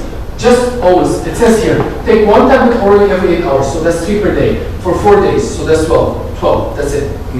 Okay? Don't put 1 tablet more. And it's always refills none. Same thing here. Take 1 tablet orally every 4 to 6 hours. So that's 4, so that's 6 per day for 3 days, so I need 18. This is how you calculate it, okay? That's for severe pain. For mild pain, total Tylenol 500 is not as good. And again, you prescribe it with whatever number of hours. These are all set things, so just memorize them as they are. Antibiotics. This is what is important. Avoid amoxicillin penicillin allergy. Prescribe clindamycin instead, not erythromycin. The latest guidelines is clindamycin is for antibiotic prophylaxis for penicillin allergy patients, not erythromycin. Okay? Avoid clindamycin in GIT problems. Prescribe azithromycin instead. So let us say a patient is allergic to penicillin and has an acid problem. Azithromycin. Okay? Then avoid azithromycin with trifilin. If the patient is taking a puffer, just like a respiratory problem, or he's taking carbamazepine for epilepsy, avoid azithromycin. Okay? Amoxicillin is set 500 milligrams. Take 1 capsule orally, 7 days, so 3 times 7, 21 capsules. Okay? Don't say, oh, but the box has 824. No, we are dispensing per capsule or per tablet. So this is what you need to do. This is the post prescription, right? This is the what? The post prescription. After, yeah. We're not talking about prophylaxis. Yeah. We're talking about treatment. Yes, thank you. Yes, this is very good because there's another section. Okay. Clindamycin 300, azithromycin 250, and so on. Metronidazole, in case you need to prescribe it, it's not really necessary, but just in case you have it there. And again, this is another way to memorize it in the form of a table. Some people use the above one, some people use the bottom. It's up to you. Now, allergy. What happens if a patient has an allergy? You give Benadryl, allergic reaction, diphenhydramine, which is Benadryl 50 milligrams, 1 tablet orally every 6 hours, whatever. If the situation gets worse, write this. This part you have to write it all together, okay? If the question is asking about allergy, like this patient that I talked to you about, the latex allergic patient, you have to write this as this, okay? And this is just very simple, and you will get this problem. Prophylaxis. Now this is the other section, Hassanin. This is what you were mentioning. So prophylaxis, these dosages are per appointment. That's to say, multiple dosages and dispense tablets by numbers of procedures or appointments. So every appointment is one of this. Okay? If the patient is coming once, you will give this. Twice, you multiply this by 2 plus 1. Amoxicillin normally is 500 milligrams tablet. But the prophylactic guideline says he needs 2 grams, So that means you need to give him 4 tablets. So take 4 tablets orally, 30 to 60 minutes before the procedure. Dispense 4 tablets. If it's none, this is per appointment. What if the patient is going to come 6 appointments? It's going to be 6 refills, but you're not going to do this. Okay. You're not going to do this. Just for your information. But because you don't know how many times he's going to come, you know? Your treatment plan doesn't include CETAs, like CETA 1, 2, 3, no. So just if they ask about prophylaxis, or even if they don't, if you see that the patient needs prophylaxis, make sure to write it. This is, so you know that gradings from 1 to 5, right? So let us say if you write this full thing, you get 5 out of 5 in this person. If you miss something, you get 4 out of 5. If you say only use amoxicillin for antibiotic prophylaxis, you get 3. If you say So amoxicillin 2 grams. For prophylaxis, you get 3. If you say only use amoxicillin for prophylaxis, you get 2. If you don't mention, you get 0. If you say only use antibiotic prophylaxis, you get 1. Do you see how we reduce numbers? This is for the question. Yes, for the question, exactly. Yes. Not for the modification. No, not for the modification. No, even in the modification treatment part, if you don't mention antibiotic prophylaxis at all, that's zero. You have to mention like that? Yes, exactly. This is how you mention it even in the treatment modifications. You don't say use amoxicillin 2 grams. No, this is 3, okay, or 2. You have to put it this way. RX, say, dispense refills.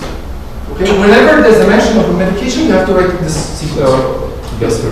Yes. Always like this because I think we heard information if there is 4 appointments or 3 appointments, it should be in this prescription.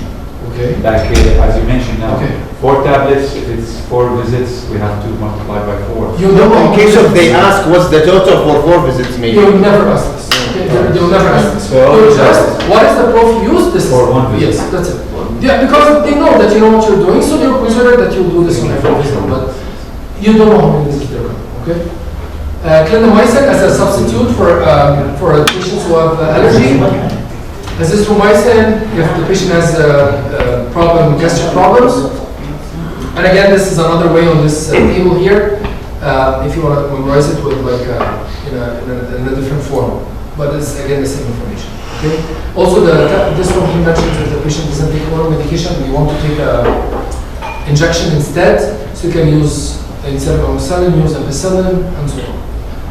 Emergencies. No one had this in our class at least, but just in case, oxygen is indicated for all emergencies except hyperventilation. Hyperventilation. Okay, this is the only case you don't, but everything, even COPD you get, okay? But hyperventilation is what you want to do. Calling 911 for immediate medical attention. So this is what you start your emergency treatment with. Then if it's allergic, you give the diphenhydramine. If it's anaphylactic, epinephrine, and so on and so forth. All the different stuff there. This is for emergency. Now anesthetics. Okay, now this is a very important part. By default, you give lidocaine. By default, this is the safest pregnancy, safest. And thank God, since I was studying part 2, all this information is fresh in my head. Lidocaine is safe for any dog's treat. Bupivacaine, it has epinephrine, but for some reason it's a given that bupivacaine doesn't.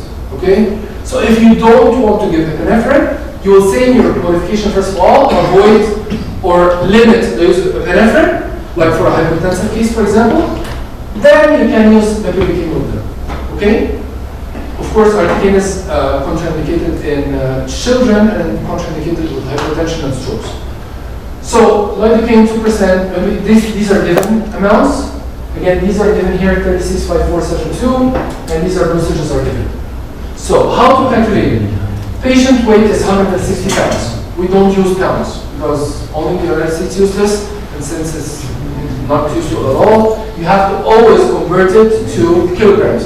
So you divide by 2.2. So 160 divided by 2.2 is 72. Now we're going to start talking because now we have the actual number that you can use.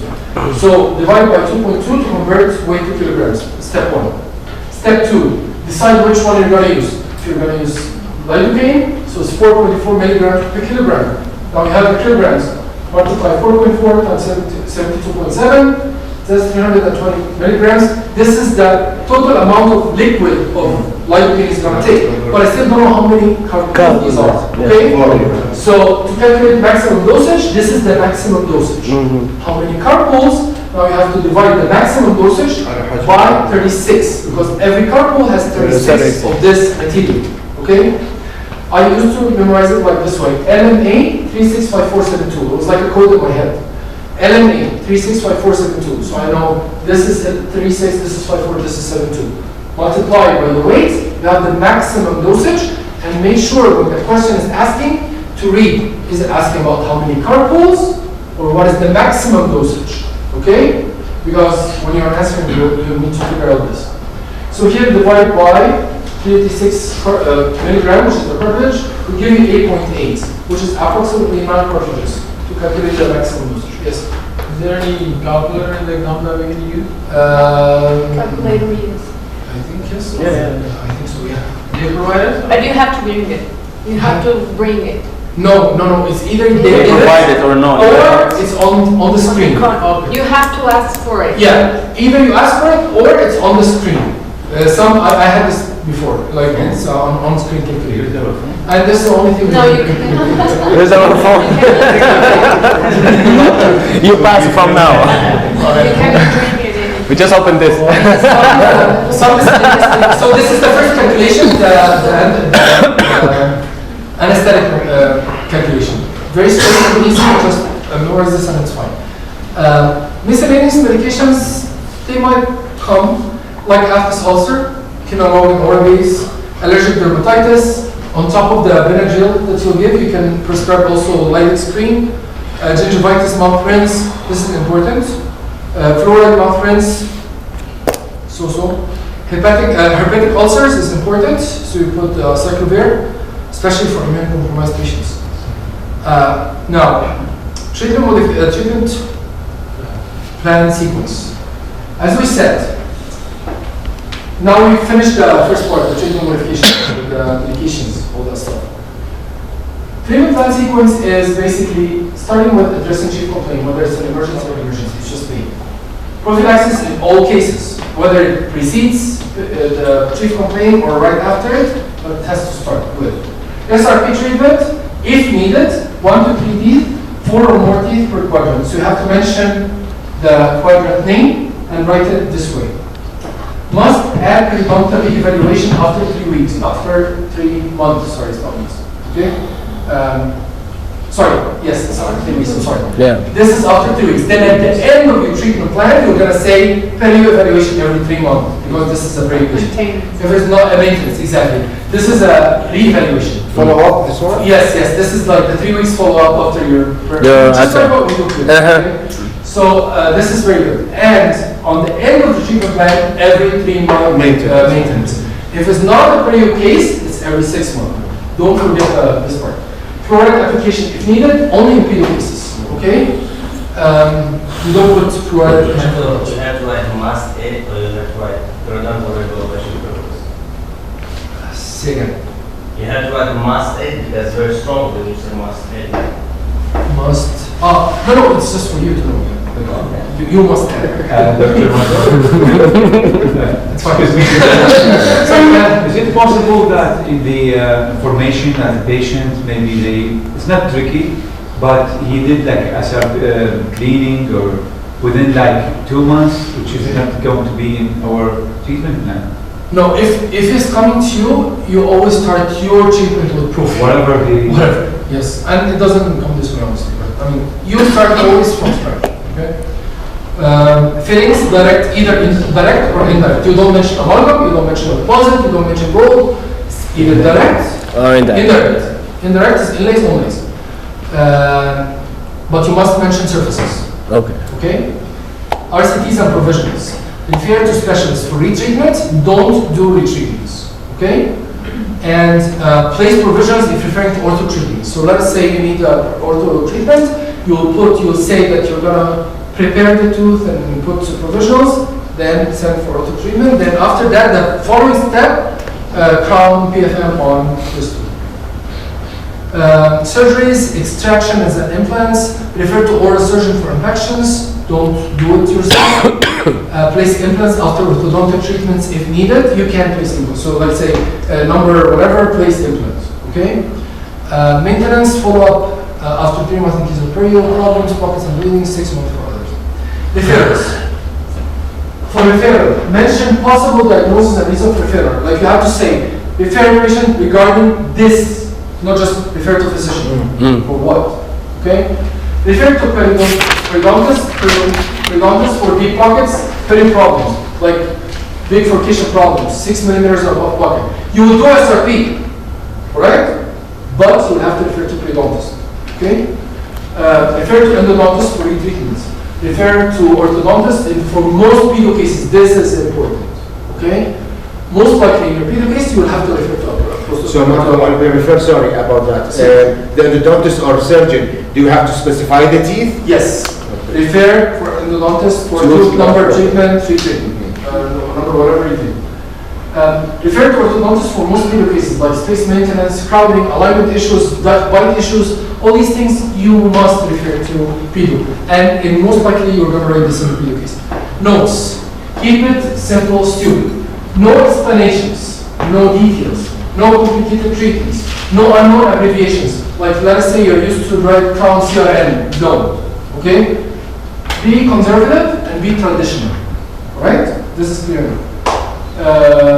Examine every tooth individually. So look at every tooth on its own and in the context of the whole mouth. Alright? On the radiograph, clinically, pre-chart, ontogram, treat the teeth in order. This is important too.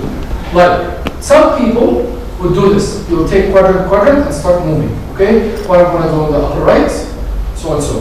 What I'm going to do on the upper left, so and so. This is a method, but I would suggest do this in your scrap pad or the scratch pad that you have. Treat every quadrant in your scratch pad, okay? But after that, start taking the resinas out of the four and put it together. Sequence by procedure. Yes, exact sequence procedure, exactly.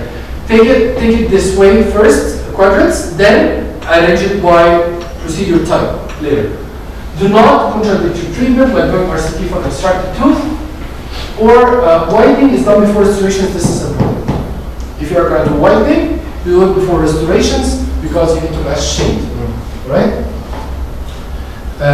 Common questions. Now this is the questions section that we get. They sometimes add one new question every year, 2 new questions. Even if you get one of these, you will know how to answer it. You will know how to at least half answer it. Don't worry about it, okay? Like for example, I got this question that says, I had a patient, they had metal crown on top and it was perfect crown. I didn't change it or anything. But I needed to do a different, at the bottom, a different crown. So I decided to do a PFM. I put this on my treatment plan, I submitted it. The question came to me, what would be your concern about having different materials opposing each other? Like, interesting. What? Like, it's metal, PFM, nothing really, there's no galvanic shock, there's no anything like this. So I had to improvise. Like, I mentioned some stuff about aesthetics, weird difference, stuff like this. 50. So yeah, exactly. So go with the flow, keep swimming. Okay. What will you include to refer to biopsy for the biopsy referral? This is the question. So this is exactly what the question will say. What will you include to refer biopsy to the pathologist, or what you will include in your biopsy referral? So you'll have to include patient info, medical history, the biopsy type and size, the lesion description, location and size. You don't need to write this information like size large or whatever. Just write this. You know what you're actually going to write there. Okay. So, referral. What will you say to the patient and to the specialists? So now you're going to refer the patient to a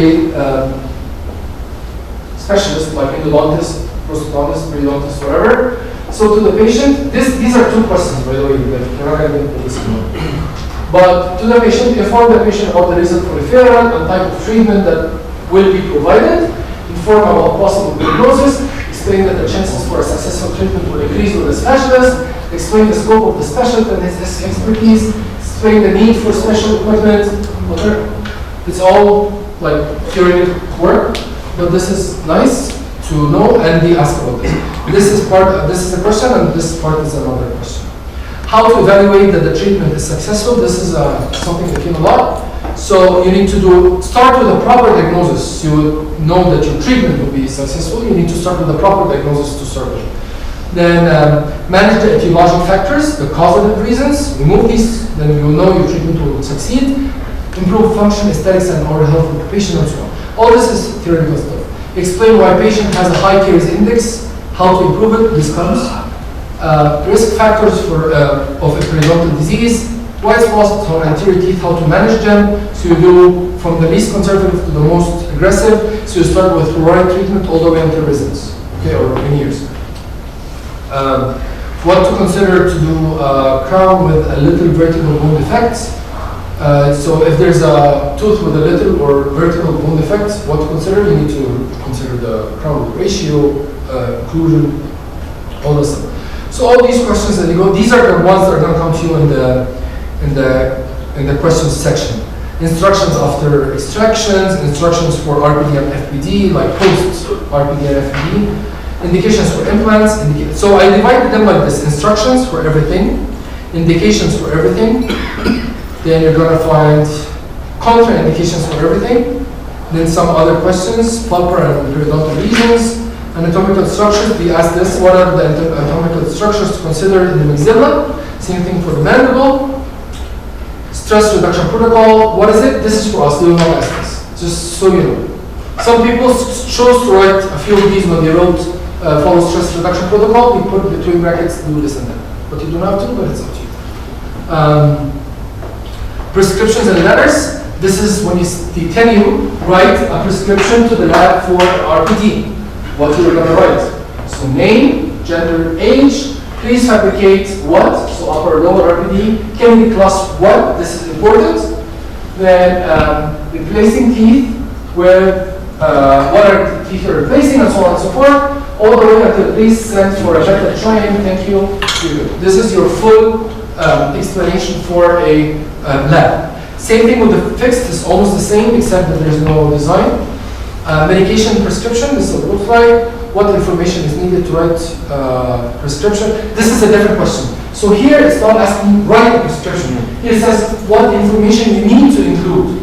All right? So it's more of a article kind of a question. Write referral letter. This was your question, Dr. Hassanian. Dear doctor, this is for a dentist question. Dear doctor, we're referring this patient name, age for this patient is currently under treatment for what is the medical condition? He has diabetes or so on. Please consider doing that, and so on and so forth. Write a referral letter to a physician. This is when you're referring him to his for physical condition. Pediatric section, which is the last. Where are we gonna write those? In the question. In the question. In the question. So the question will tell you. What you write to. What are you going to write to for an in case of there is no questions or no right. Yes. No, of course, no. If it didn't ask, don't write it. Yeah. All this, the previous part was all in the questions section. It's not mentioned already. Pediatric. Eruption sequence. Deciduous eruption sequence in a different way. Space maintenance, this is important to memorize. When you put a band crown or crown loop or band loop, when to put a distal extension, these two. Dr. Melissa will give you more information. She helped a lot in this part. Bilateral space maintenance, how to explain when the mother is concerned. This will come in the question section for the PU. These questions all come in the question section. Fluoride supplements, we don't really need to look into this. Someone said we do, but nobody got it, neither for us or the previous year. Medications. Medications. The point is that with pediatric medications, they are solutions. They are liquids, they're not tablets. So you need to determine not only the dosage of the medication, like the active ingredient in milligrams, but also the amount of the solution that this that it has the ingredient in it to feed the kid in order to deliver the dosage of medication. So let's say you decide you need to give 5 milligrams of X medication, but now this comes in 10 milligrams or 10 milliliters of liquid. So you need to give 10 milliliters, about 5 milligrams. You get it? So this is why the pediatric medication is a little bit complicated. You can read it. Again, Dr. Messi is going to explain more about it. But here, the most common 3 ones, these are the antibiotics. Here you have a maximum dosage on every spoon. So maximum dosage of amoxicillin is 25 to 45 milligrams per kilogram per day. So if it's 300, let us say, for his weight, you decided that you're going to give him 300 milligrams per day.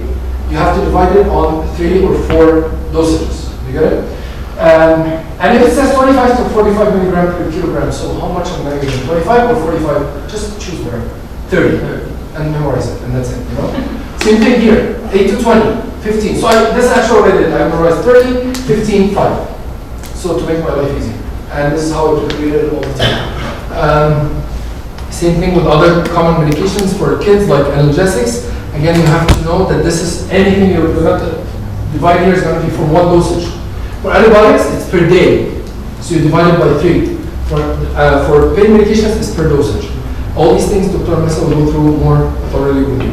Allergies, same thing like adults, is the same. You don't need to change it. It's the Benadryl 5 milligrams and 12.5 milligrams as well. Antibiotic prophylaxis for kids is different. This is the guidelines for it. Anesthetics, same rules as adults. Okay, final part in the manual. This is what you're going to scribble on your scratch pad before the exam to organize your thoughts. You write case 1 on one pad, case 2 on the second, case 3 on the third pad on the other side. Patient name and information, chief complaint, medical history, dental history, notes. This is what you need to write for yourself, like to highlight things. Then, clinical findings, intraoral and extraoral pictures. Write for yourself what is significant. Treatment modifications, always remind yourself, refer to. So write it on the paper so you don't miss it. Always avoid, what to avoid. Others and prophy. Remember, how long do I need the prophy for? Do I need, a prophy or not? Antibiotic prophy. Treatment plan, always chief complaint, always periodontal condition as well. And this concludes this part for the CTP manual. Everything you need is on the manual. Yes? No, I just want to thank you on behalf of everyone, of course, for doing that, your effort. You know, it's a lot of effort, I can see. So, just saying thank you. Thank you so much. Our stress. It helps, honestly. Like it's good. Like I'm used more to the Egyptian style of studying, which is basically just give me a book. Give me a book. Have you memorize it and put it and that's it. So it's complicated.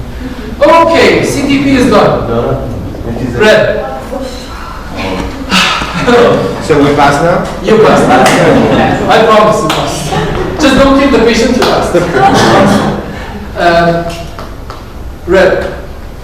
Western Regional Examination Board. This exam is approved in certain states to practice. The first part, the CTP, is the theoretical part for it. If you pass it, you take the clinical part for it, which we call the REB clinical exam. Some other states have different type of exam.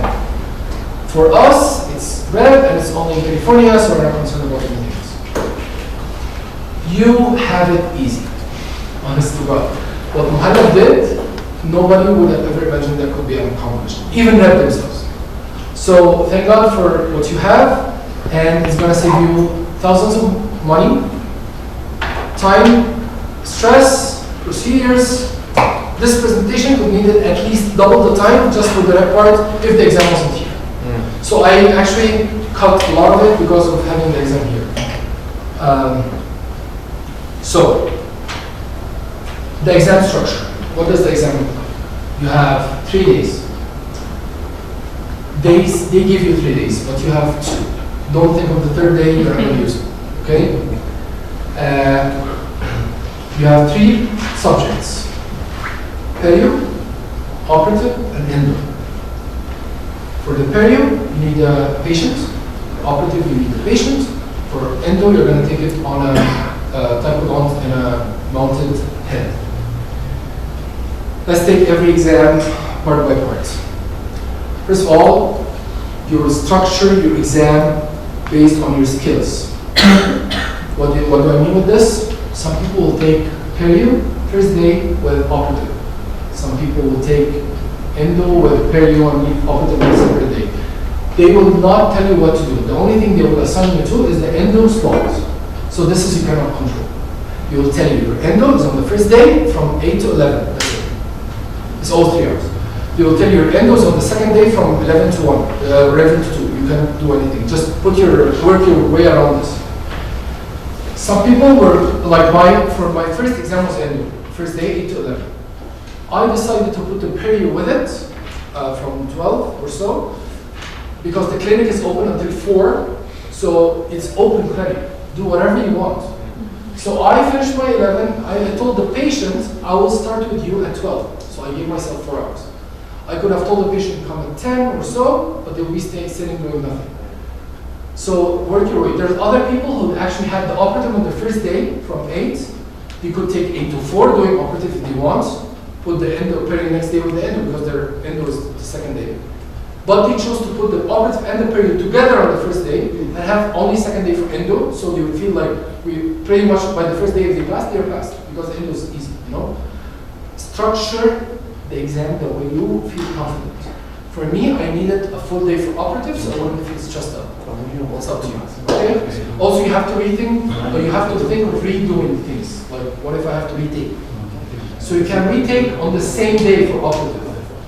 Okay? But you can't retake on the same day for something else and so on. So keep thinking of this. As we said, we have 2 days to assign your endo time. Operative is open, perio is open. How the exam goes is basically that you will have a waiting area for the patients. You will meet the patient in the morning. Hi, whatever. I'm going to set up my unit. I'll come to you when you're ready. Go, set up your stuff, have your assistant with you, prepare everything, call the patient. You'll go with the assistant or on their own to the grading area, to the approval area, or the grading area. At the beginning, it's just for approval. You'll go there with the paperwork, get approved, and also do the mock here, which will be exactly the same, to get the approval. This, for me, the approval part at the beginning of the day is the most stressful part. Because if you don't get approved, this puts more pressure on you because you start losing points without even touching the patient. So my perio patient was the second day after my endo. So the first day after my endo. I brought the patient early. I told the assistant, take the patient while I'm in the endo for approval. The only problem with this is that when they probe the patient for pockets, the patient will feel pain. My patient was tolerating pain properly because I did his perio probing in the hotel the night before the exam. But it was actually a good thing to do because what I did is I wrote all his numbers on my manual, on the guide. You can take the guide with you in the exam, by the way, and it's important. The WREB guide. Take it with you. It has a chart, mock chart inside it. Write your numbers. It's not illegal or anything. It's totally fine. Write the numbers on it. So when you go to the exam, you just copy it to the real sheet. So I did the charting without anesthesia.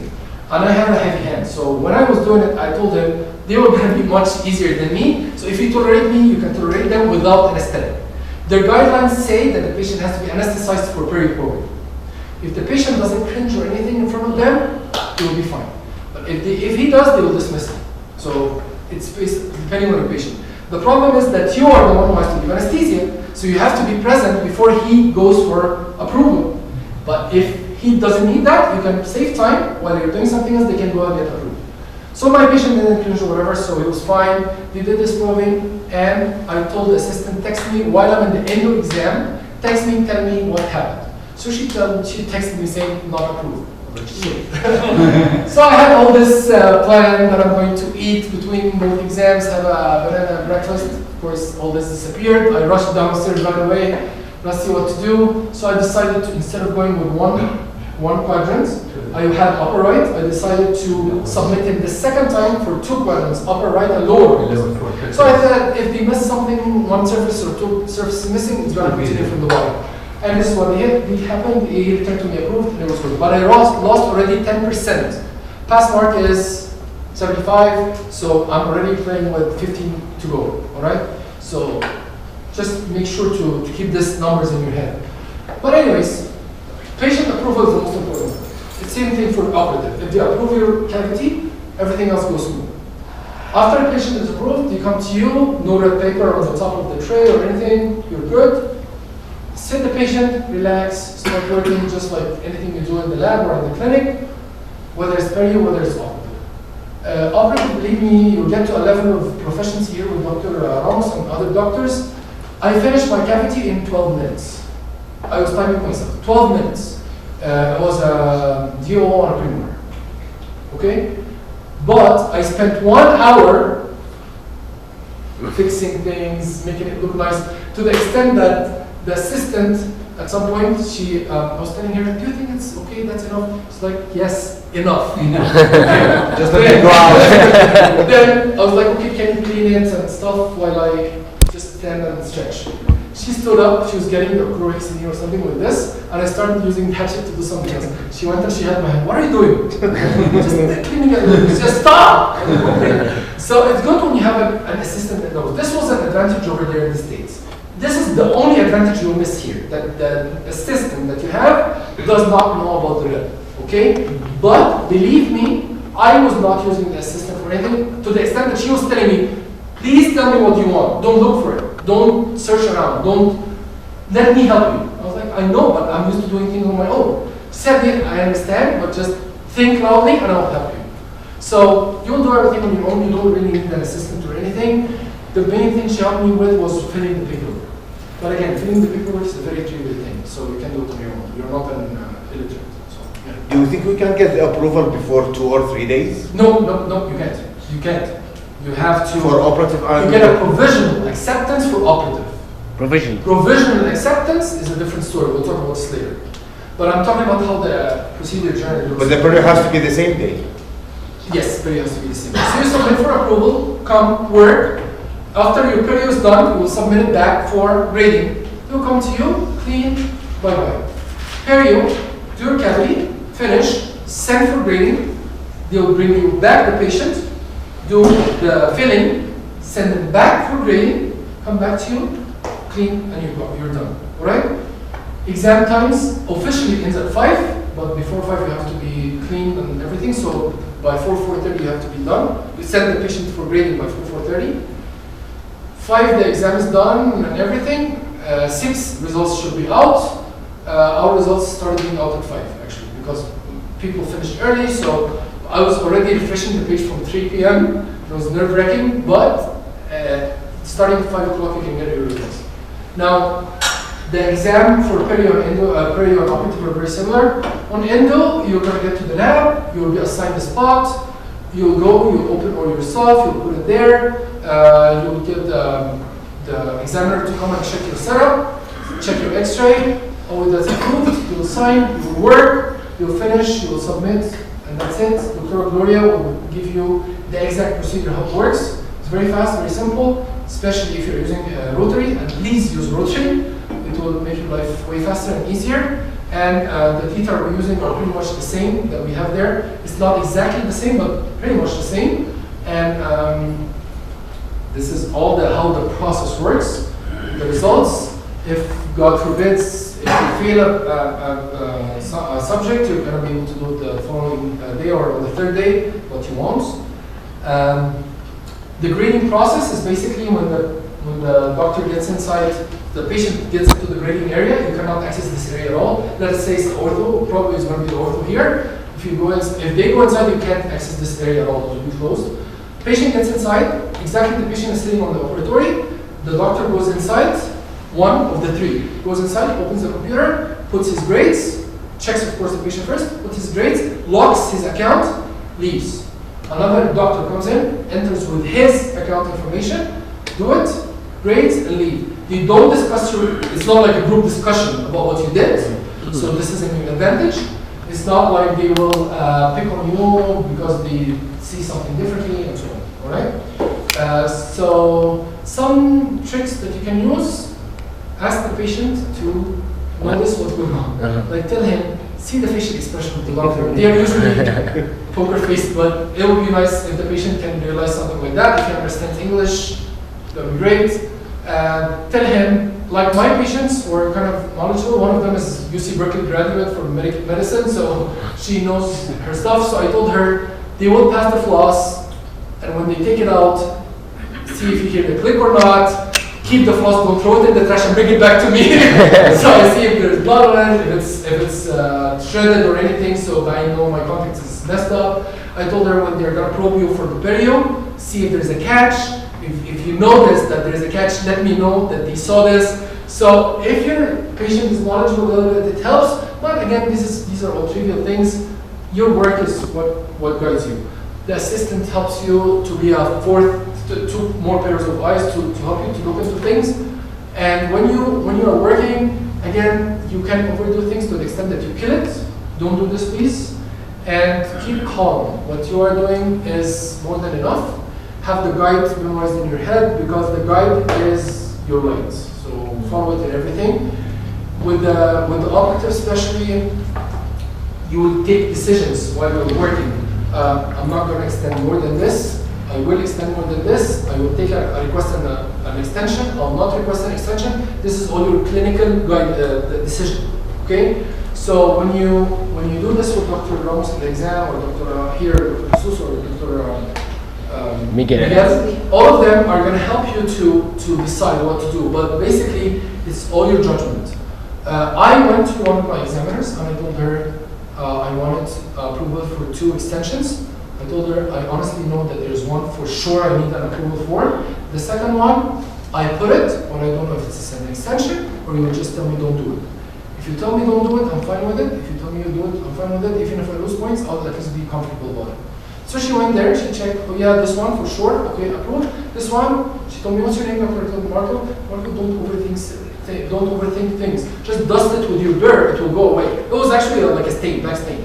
But it's a very small spot, like you can really don't see it. So she just said this, dust it with your burr, and it will go away. I was like, okay, thank you, that's perfect. She didn't like make a big deal about it. Examiners are the floor examiners, they're very nice people, very helpful. Most of them are white Americans, rednecks, crazy people. Nice. So I'm Are you sure? Marco, yes. It worked for you, the mock that we did in here? Of course, mock helps a lot. Mocks help with 2 things: the stress and the procedure, like the process. You know what comes first, what papers to send, what to write. These are the main 2 things: stress and what to work with. Clinically, it's not going to help a lot because every patient is different. Yeah. Plus, the judgment is different and so on. But it helps to know the environment. What you got easy in this exam counts. First of all, you don't have to pay for patients. You don't have to pay for assistants. You don't have to pay for accommodation for patients, tickets for patients, accommodations for assistants, accommodations for assistants, accommodation for yourself. All this, you know your clinic. It's amazing. I used to go there. The whole building is new. The whole area is new. I had to go one day before the exam to familiarize myself with things. You CLA where I took my exam, the cubicles are really small. Like my chair was technically in the walkway, in the like where people. So it was really bad. Second thing, here you have, you know the assistants, you know the patients. You have plenty of patients. Someone was telling me, are we going to find patients? I'm like, seriously? I can actually have the patients lie there in the line, in the waiting area, waiting to grab anyone to come in, all right? And also, what you have here nice is that you have the doctors, you have the familiar faces of assistants, everything. So this cuts a lot of the stress. Having abundance in patients is an amazing thing. So keep this in your mind while you do it. Last thing about this part is keep calm. I know it's easier said than done, but believe me, keeping calm is key. Yes? Even like if I mean not if for sure the exam is going to be here, can we still bring our own assistants or arrange our own assistants for the exam? Of course. Yes. It's not, you have to arrange your own, or you can come without an assistant. Yeah, okay. It's up to you. It's like not their requirement or no their No, nothing. But if you're going to get an assistant, make sure not to get someone from Compressor, for example, for students. You can't get an assistant that is there's a in the guide. Oh, in the guide it says you can get certain criteria for assistants, second year dental students, stuff like this. So make sure to look at this. I know. What if nobody noticed? Say again? What if nobody knew that who is the assistant? I mean, yeah, of course you can. Like you can get a last year grad or you wouldn't know. Yeah. Okay. Now moving on what to do really quickly for this course. Before the exam, make sure to arrange your instruments and materials, arrange for assistance, transportation, accommodation for your patients. Accommodation, no, but transportation is important here to take care of. The guide, make sure to know your guide properly. Orientation, there's a day before the exam called orientation day. This is where you're going to get the packet that has your IDs, that has your the patient ID and all that stuff. Bring a valid American ID with you on that day. Radiographs, you have to have your radiographs printed on quality paper, picture quality paper. That's basically an A4 letter or letter size paper that's glossy or matte, but it's like a picture paper, not a regular printing paper. During the exam, watch your time, follow the procedure that you always do in the clinic, don't do anything new. Don't do anything new, please. No new metric system, no new maneuvers, no shit, okay? Stamp, if you're going to use the stamp technique, train with it here before you use it. I did it in the exam, it was very nice. Chatting, you can chat together, by the way, okay? But make sure you're not like loud, you're not talking about everything. But I went and I checked someone else's case, someone came to me. You can use the phone, by the way, in the exam. So I used my phone, I took pictures of my cavity and sent it to Dr. Ramos during the exam. Paperwork, this is the part that you need to practice before the exam, because there we have assistants do it, here you're not going to have it, but this is the easiest. Patient care, always take care for your patient. If he's hungry, have them eat between things. If they're not comfortable, have them comfortable. The key is the comfort of your patient, because this will make you feel comfortable. Thank God here, patients are kind, they're nice, they're not going to give you a hard time, but in the States it was kind of a concern. After the exam, if you passed, thank God. If you didn't pass, keep cool, reschedule, it happens. Best people in our class had to repeat. It's just a matter of bad luck. It's not about that you are bad. It's just, it wasn't your day, okay? Don't ever think of yourself low or bad or anything. You know what to do. It just was a bad day for you, all right? Now, what not to do in the exam? So, in case of third time, use the third day? Yes, exactly, yeah. But the third day is 8 to 11 only.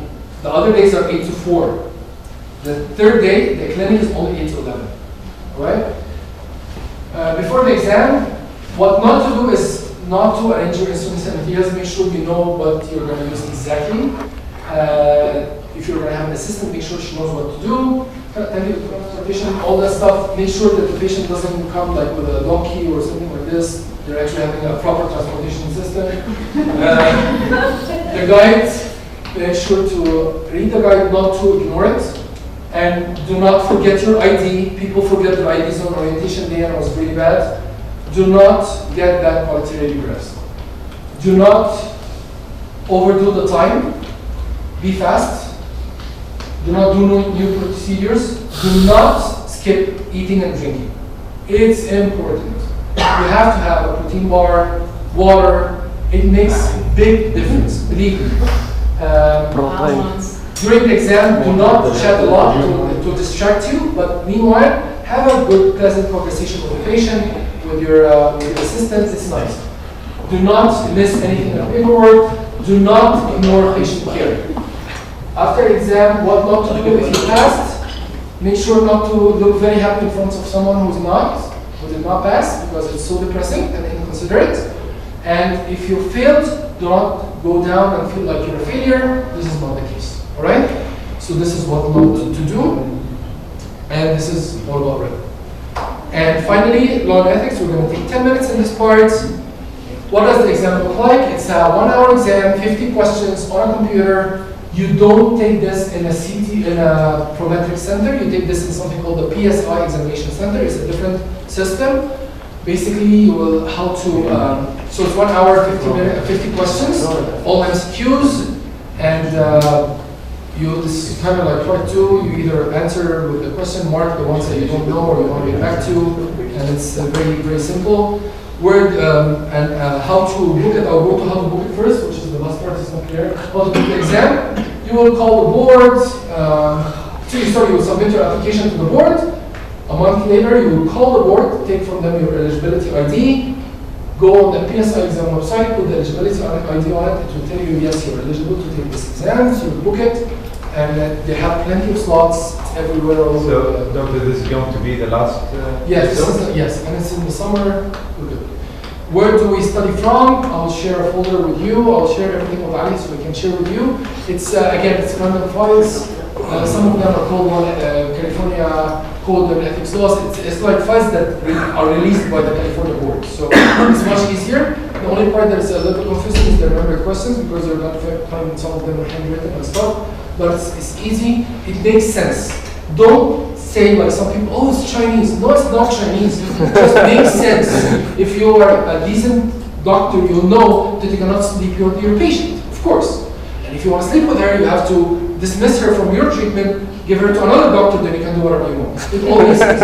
Okay? So please, yeah, like everything makes sense. So do not overthink it. That's rule number one. Is that MCQs? Say again? Is MCQ? MCQs, yes. First thing, do not overthink it. Like, don't think, oh, but if this happens or that happens, it didn't mention any of this. It just says, what happens if that, just answer. Do not overthink it. Reflect on real life, think in real life. Can you drink alcohol when you're driving? No, you can't. So how can you drink when you're operating on a patient? Okay?